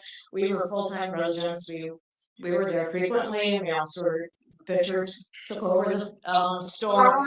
Close family friends. to win, And I babysat for the younger Fisher boys too. So I've been on that a lot when I was growing up. It was always wet. That road that you walked yesterday, that sandy road, it was flooded off, and because that was in the winter, the store was still open. That road going down has very deep slope to it, so it'd be icy. It would be hard to climb. That was the other option out, and sometimes that was impassable because it was, it's the ice and the water, and it was just a mess. So that land is wetlands. It's a natural wetlands for thousands of years. It went back to Gilbert. It wants to be a wetlands. It deserves to be a wetlands. Yeah. And I'm just asking that there are people who would love to see to help find a way to make it come back the way it could be. And I think that'd be beautiful. As we know, Nick is not new to developing lake properties, existing or finding, and this is what he's doing. He did this on Pearl Lake. He finds a loophole. He took a commercial property there, developed what ended up to be a permanent development. So you back out, and that's what's going to end up happening here too. So he will get it in. Even these units, when you look at a floor plan of it, there's 4 bedrooms on both floors. There's a kitchen on the upstairs. It's going to be very easy to turn that into 2 units per 5 buildings down the road when it's not a motel anymore. So if it's 5, it could be 10 later. You just approve something that could be a staircase modifications. So this just gets worse and worse and worse down the road. And you just really ask for your help. Thank you. Thank you.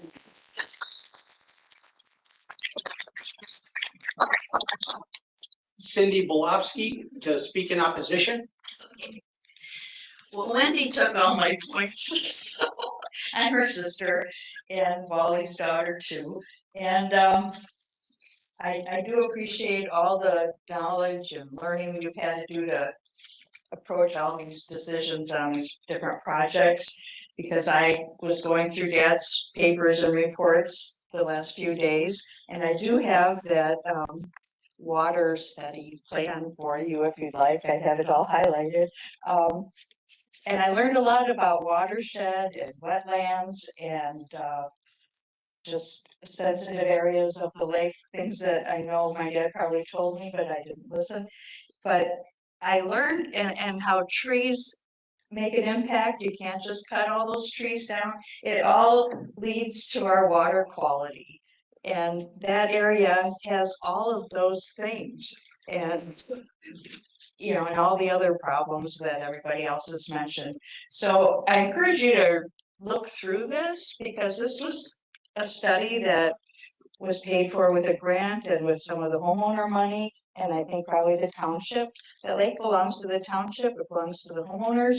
And this company, this corporation is looking just to profit from all our hard work, keeping it a pristine, lovely lake.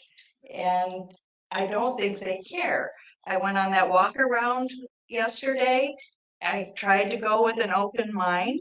And when we were ending up on that road where they were showing this is where we're going to build all these homes, some of the people that were with me have been on that lake for 50 plus years too. And they said, this area floods out. And they were told, no, we've watched it since 2020 and we're not concerned about that. Well, they're not in it for the long haul and all of us are. So we care and we want you to help us. So I'll leave this here with you if you don't mind. Sure. I mean, I think it could be helpful. Thank you. Thank you.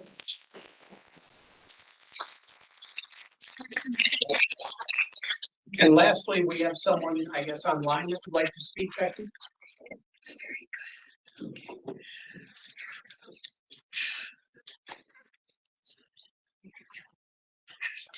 Hello, everyone. Can you hear me? We can. Thank you so much. My name is Amanda Raymaker, and I'm a lake homeowner in Washura County, not on this lake, but nearby. And I want to offer a slightly different perspective tonight. You have heard from lake homeowners, right? Folks who are really invested in their year-round or summer homes on Long Lake, who are property owners there. What you haven't heard from is your constituents that don't own property on this lake, but are residents of the area.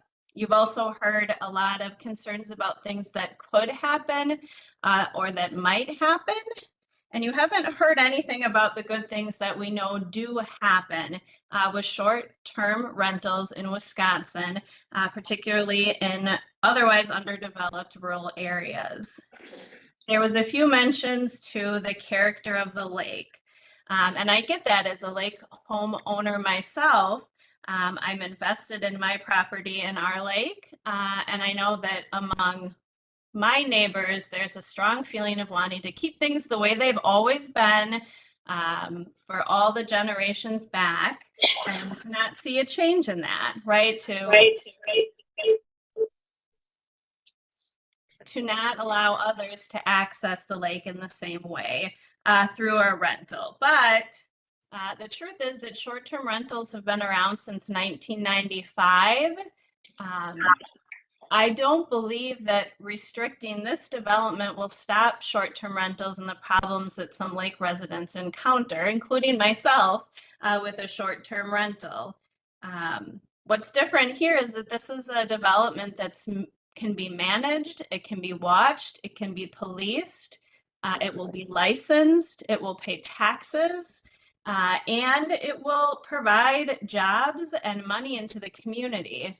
A quick Google search told me that in Wisconsin, there's 583 beachfront rentals, and that's from the Department of Tourism in Wisconsin. So this is not a brand new idea. And if you look at those communities that have strong tourism, you see strong businesses and thriving communities. On On the occasions that we rent our home out as licensed Airbnb hosts, we direct our guests to all the local restaurants, the local grocery stores, the not super local, but slightly farther away establishments, the farms. In addition to directing people to spend money in the community on their vacations, we also regularly employ the people who are cleaning homes, maintaining homes. We've paid an electrician, a plumber, a landscaper, a concrete person. We've made large purchases from various vendors in the community. So I really do think that it's important to consider the fact that short-term rentals aren't going away. They exist, and they really serve a vital role in communities as far as bringing money and really supporting livelihood in those communities. The only other non-lake owner who has come from Long Lake. It's your time. Thank you. Thank you. So I'd ask that you consider those things as well. Thank you. Thank you.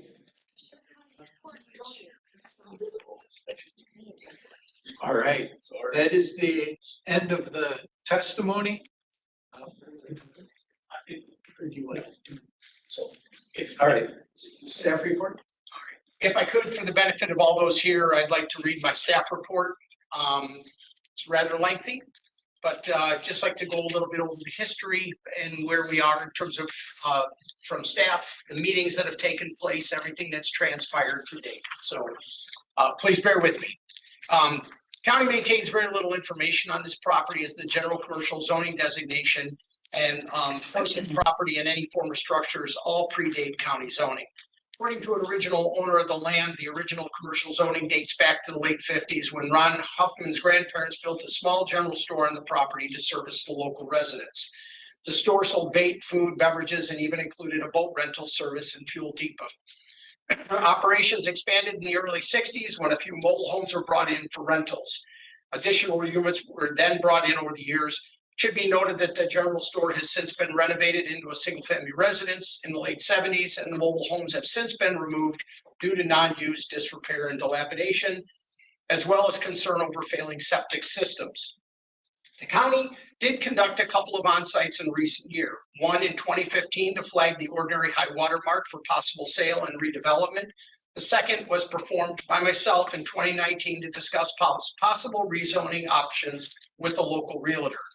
At that time in 2019, staff had indicated support and direction for a 2-lot single-family residential subdivision, as said property is designated as single-family residential on the town's future land use map per the comprehensive plan, and that said design would meet the RS20 single-family residential zoning standards. It should be noted that the property was then has since been purchased by the Harmony LLC in 2023. Since that time, staff has met with the ownership regarding a number of proposals for redevelopment, those ranging from multiple family to commercial.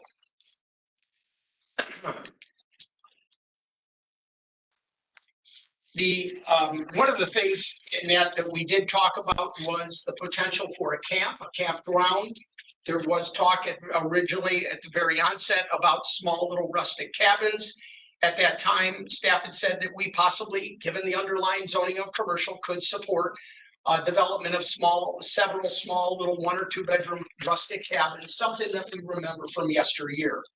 Despite those conversations, the owner had investigated other options and ultimately presented a plan before the town of Springwater in 2023 to rezone the property to a multiple family residential zoning classification with a proposal for 5 single-family homes, each maintaining 8 to 10 bedrooms. The town, however, did not even hear the request, as they believe the redevelopment and proposed residential density was incompatible with surrounding properties and inconsistent with the directive of the town's comprehensive plan, which is single-family residential. The applicant is now proposing to develop the property with a motel hotel concept in accordance with the underlying zoning of CG, general commercial, and in accordance with ATCP 72, which is a state statute. It should be noted that the motels and hotels are a listed conditional use per section 58664, subsection 7 of the county zoning code. Said development as proposed is to consist of 5 two-story structures, each of which are contained 6 to 8 bedrooms, individual living areas, and kitchens. In addition, the owner is also proposing 2 pavilion-type structures down towards the water, separate laundry facility building, as well as a boardwalk system and deck in the wetland area situated towards the center of the property. Parking will be provided for guests near or adjacent to each unit, as well as parking for what appears to be 8 future boat trailer spaces. At the request of staff, this development was presented to the town board on June 10th, which I read the comments earlier from Ed Hernandez. That was at their regularly scheduled board meeting. Now, the committee did visit this property at the recent onsite on Wednesday, yesterday, June 19th. And in addition to the applicant, several nearby residents were also in attendance.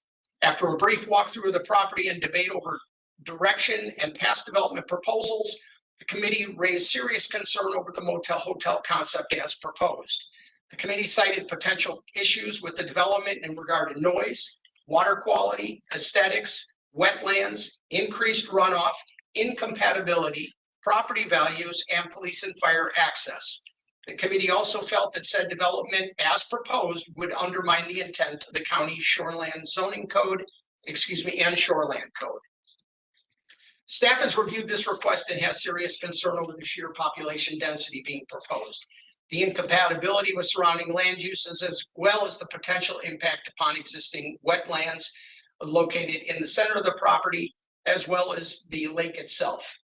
While the zoning code does list hotels as a conditional use in the general commercial zoning district, any and all conditional uses still need to be compatible with and in keeping with the surrounding land uses and shall not otherwise have an adverse impact upon environmental quality, water quality, shoreland cover, or property values in the county. Staff goes back to earlier comments on the property made to this applicant as well as other interested parties. There is a significant difference between small rustic motel concept with 1 or 2 bedroom cabins, should the existing zoning remain in place, and or 2 single-family homes should the property be rezoned versus what is being proposed currently. At present, this development could bolster a residential population by as many as 80 people. If the property were to be developed with, say, 5 buildings, each 2 bedrooms, you would look at a population density of 20 people. With 2 single-family homes, modest homes, 4 bedrooms, you'd foster 16 people. What's being proposed is more reminiscent of the development you would see in the Dells and not what we would typically see on a 3.68 acre parcel in a rural area of Springwater. Given the fact that these units will remain rentals and maintain 6 to 8 bedrooms each, staff questions the adequacy of parking that's being provided at present and the potential impact of impervious surfaces upon the adjacent wetlands and the ecosystem in the lake itself. I did reach out to the DNR and we've yet to receive any comment. They have not aware of the project from a stormwater management standpoint and or shoreland, even giving comment in regard to the shoreland and a potential impact. While the committee will be making a recommendation on this request later in the evening, staff is recommending tabling the conditional use request as proposed in order to allow the applicant more time to revise the plans to reflect a residential population density that's more compatible with the surrounding land uses. We also want to see the plan updated to provide adequate parking for all its guests and recreational vehicles. We'd also like to see a detailed impervious surface calculation sheet. And we'd also like to see letters of concurrence from the DNR with regard to the proposed work on the stormwater management system, as well as impact upon existing wetlands. And with that, that is staff's report. Thank you.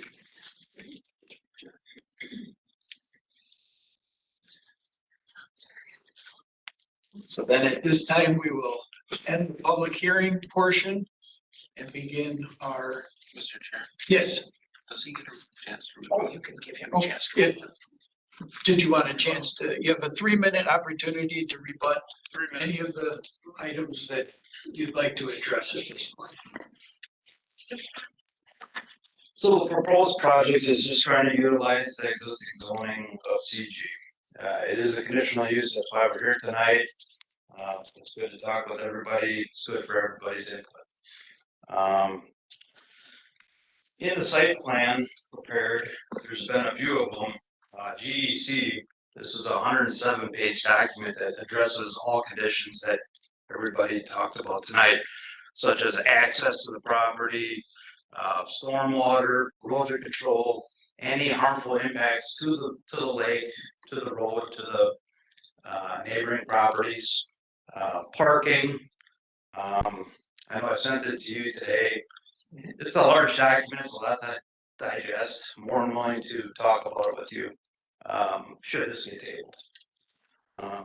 Very good document.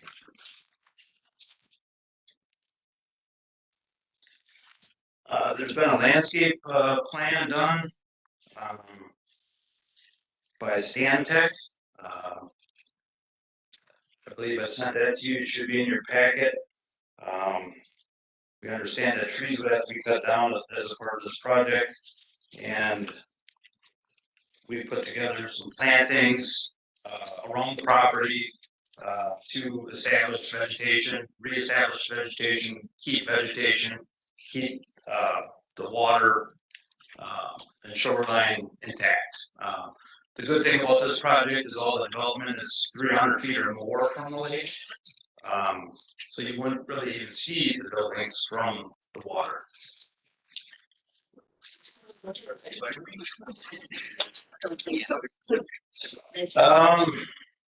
Here's a map showing that if this property was to get rezoned, that you could make 4 RS20 lots, 2 on the water, 2 not on the water.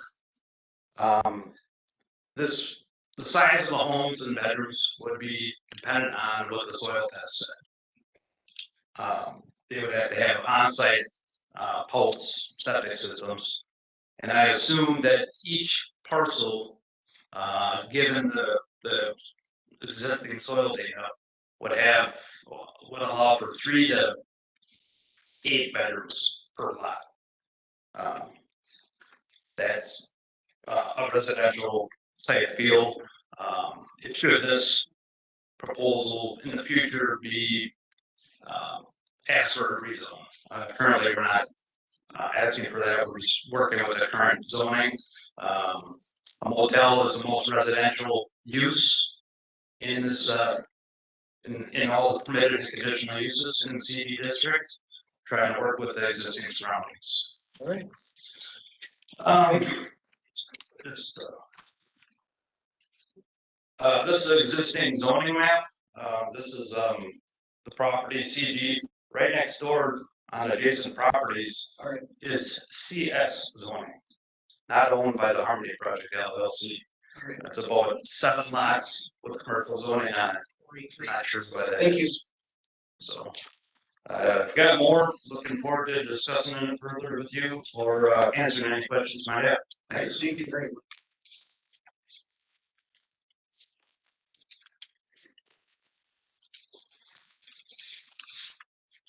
Now, at this point, we will end the public hearing portion of the meeting. We will commence our business meeting. Roll call. Mr. Peterson is excused. Otherwise, all other members of the committee are present. We have the agenda. I would ask for a motion to approve the agenda. So moved. Second, Mr. King, second by Mr. Waddle. All in favor? Aye. Aye. Any opposed? Next, gentlemen, you've been provided the minutes from the previous meeting, from our business meeting yesterday. I would entertain a motion to approve the minutes. So moved. Second. Good motion and a second. Any discussion? None? Hearing none. All in favor of approval? Aye. Aye. Any opposed, same sign? So we got unfinished business. There is none. And so we'll move into new business. Action on public hearing applications.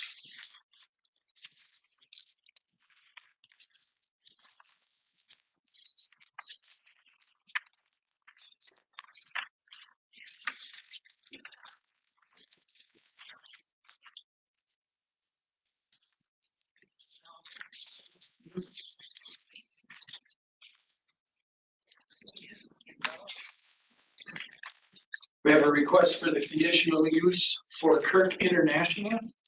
Property location is N4080 State Road 22, Town of Platoma.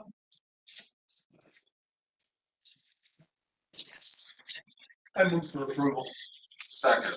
We have a motion and a second.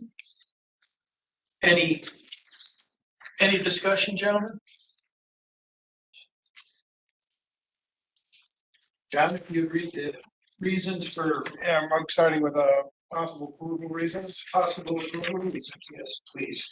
See if I can get through it. The requested application, if approved, will be consistent with the spirit and the intent of the zoning code and will not be contrary to the public interest. Because, and I'll start with number one, after reviewing the applications and considering all related testimony, the application, if approved with conditions, will not harm the public or neighboring land use. The testimony in opposition has been considered. There wasn't any. Visibility is good at the driveway location. There are no public safety issues. And the proposal matches the lot and available area. And would you please read the possible approval conditions? Yes. Therefore, the request application is approved. The following conditions shall apply. 1, the development must be in substantial compliance with the site plan and testimony provided at the public hearing. All other required setbacks and all other codes must be complied with. All permits must be obtained, including land use, building, and sanitary. Adequate parking must be provided. The applicant will allow agents of the Waushara County access to the property to ensure compliance with all applicable regulations. The applicant shall contact the county building inspector within 30 days of this approval and comply with their recommendations and adopted building codes, including adequate sanitary facilities. The applicant is responsible for complying with any other applicable local codes, local, state, and federal regulations. All required permits must be obtained prior to construction. No outside storage of any materials is allowed. All right, thank you. We have the motion in the second. Now I would ask for a roll call vote. Mr. Waddle? Yes. Mr. Venn? Approved. American? Mr. King? Yes, I approve. Myself, I approve.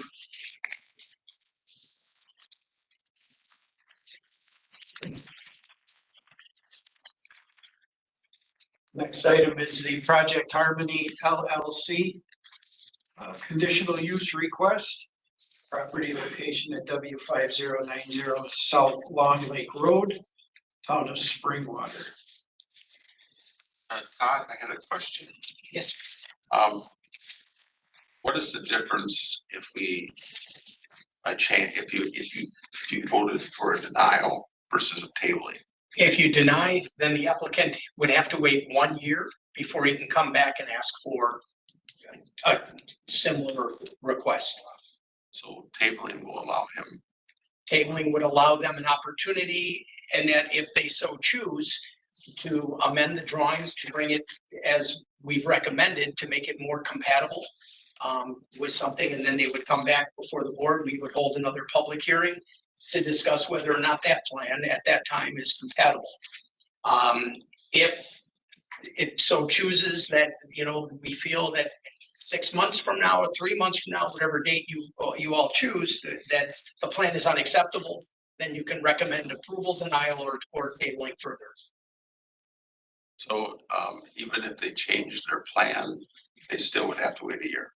No, if they change their, if we table it and they change their plan within the time frame. I'm saying no denial. If they deny, They have to wait a year. they would have to wait a year. Okay, regardless if they change their plan. Correct. Okay, just one. Any other questions? Discussion? If we ask questions. No.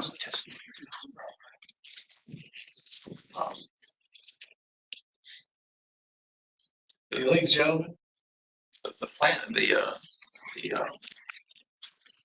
township is against it, or did, what did Ed say? So they gave no recommendation. They feel that the present plan that's before them is unacceptable. That they would like to see a development that is more consistent with the town comprehensive plan, which is single family residential. And that's also in alignment with the lake management plan. But they actually gave, technically, it was no recommendation other than they don't approve what's there. So that's per Ed. So the recommendation then to table would allow the applicant an opportunity to revise their plans from the current status and to bring something more in line with what has been discussed previously from the inception of this project, it seems. If that is your recommendation, then the applicant has a choice to either modify the plans accordingly, or they can withdraw their request. Yeah, I'll make a motion that we table it. Second. Motion and second, is there any discussion regarding this? And we should probably address what kind of a timeline we would be tabling this for.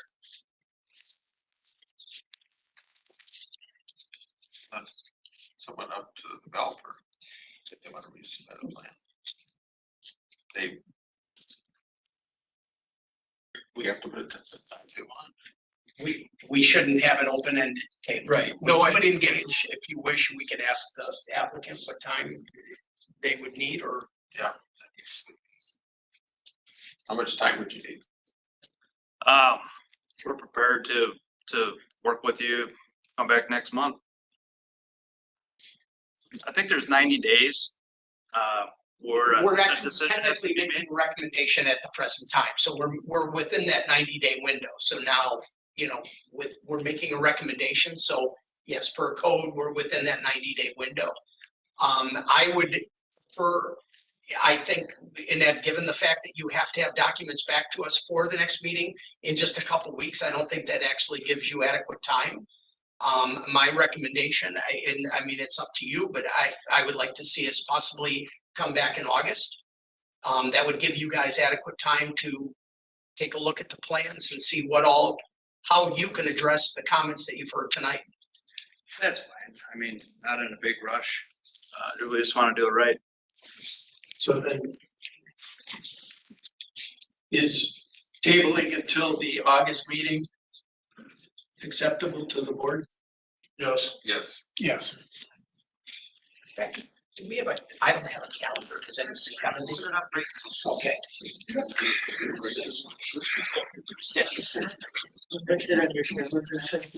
Was it July public hearing? August. August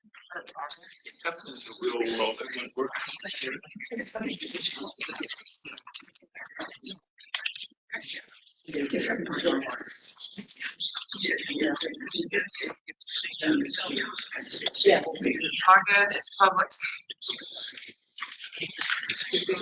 Public hearing. I think it's August 22nd. August 22nd. Deadline of July 24th. Yes.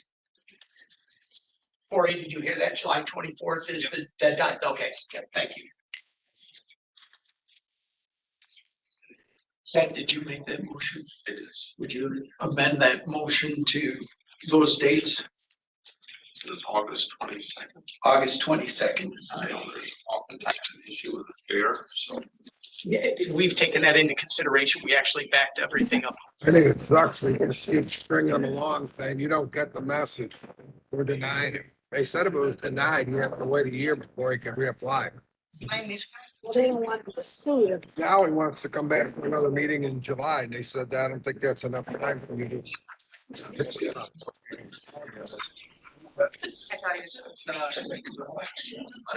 All right, we have a motion. Was there a second? Yes. All right, John seconded? Yeah. All right. Then roll call vote. To approve the tabling until the August 22nd, 2024 meeting. Mr. Waddle? Yes. Approved. Mr. King? Yes. I approve the tabling to the August 2024.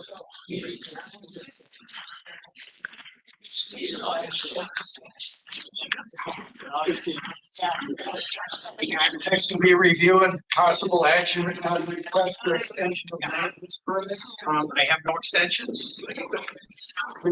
Possible action on request for minor changes. Nothing there as well. Review of next month's public hearing applications for time and road cleaning purposes. I believe we have 2 conditional uses.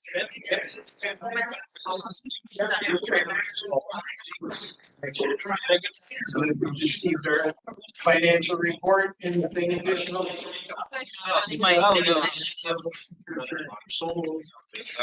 Well, we are adjourned at our. Thank you, guys. Yes. So.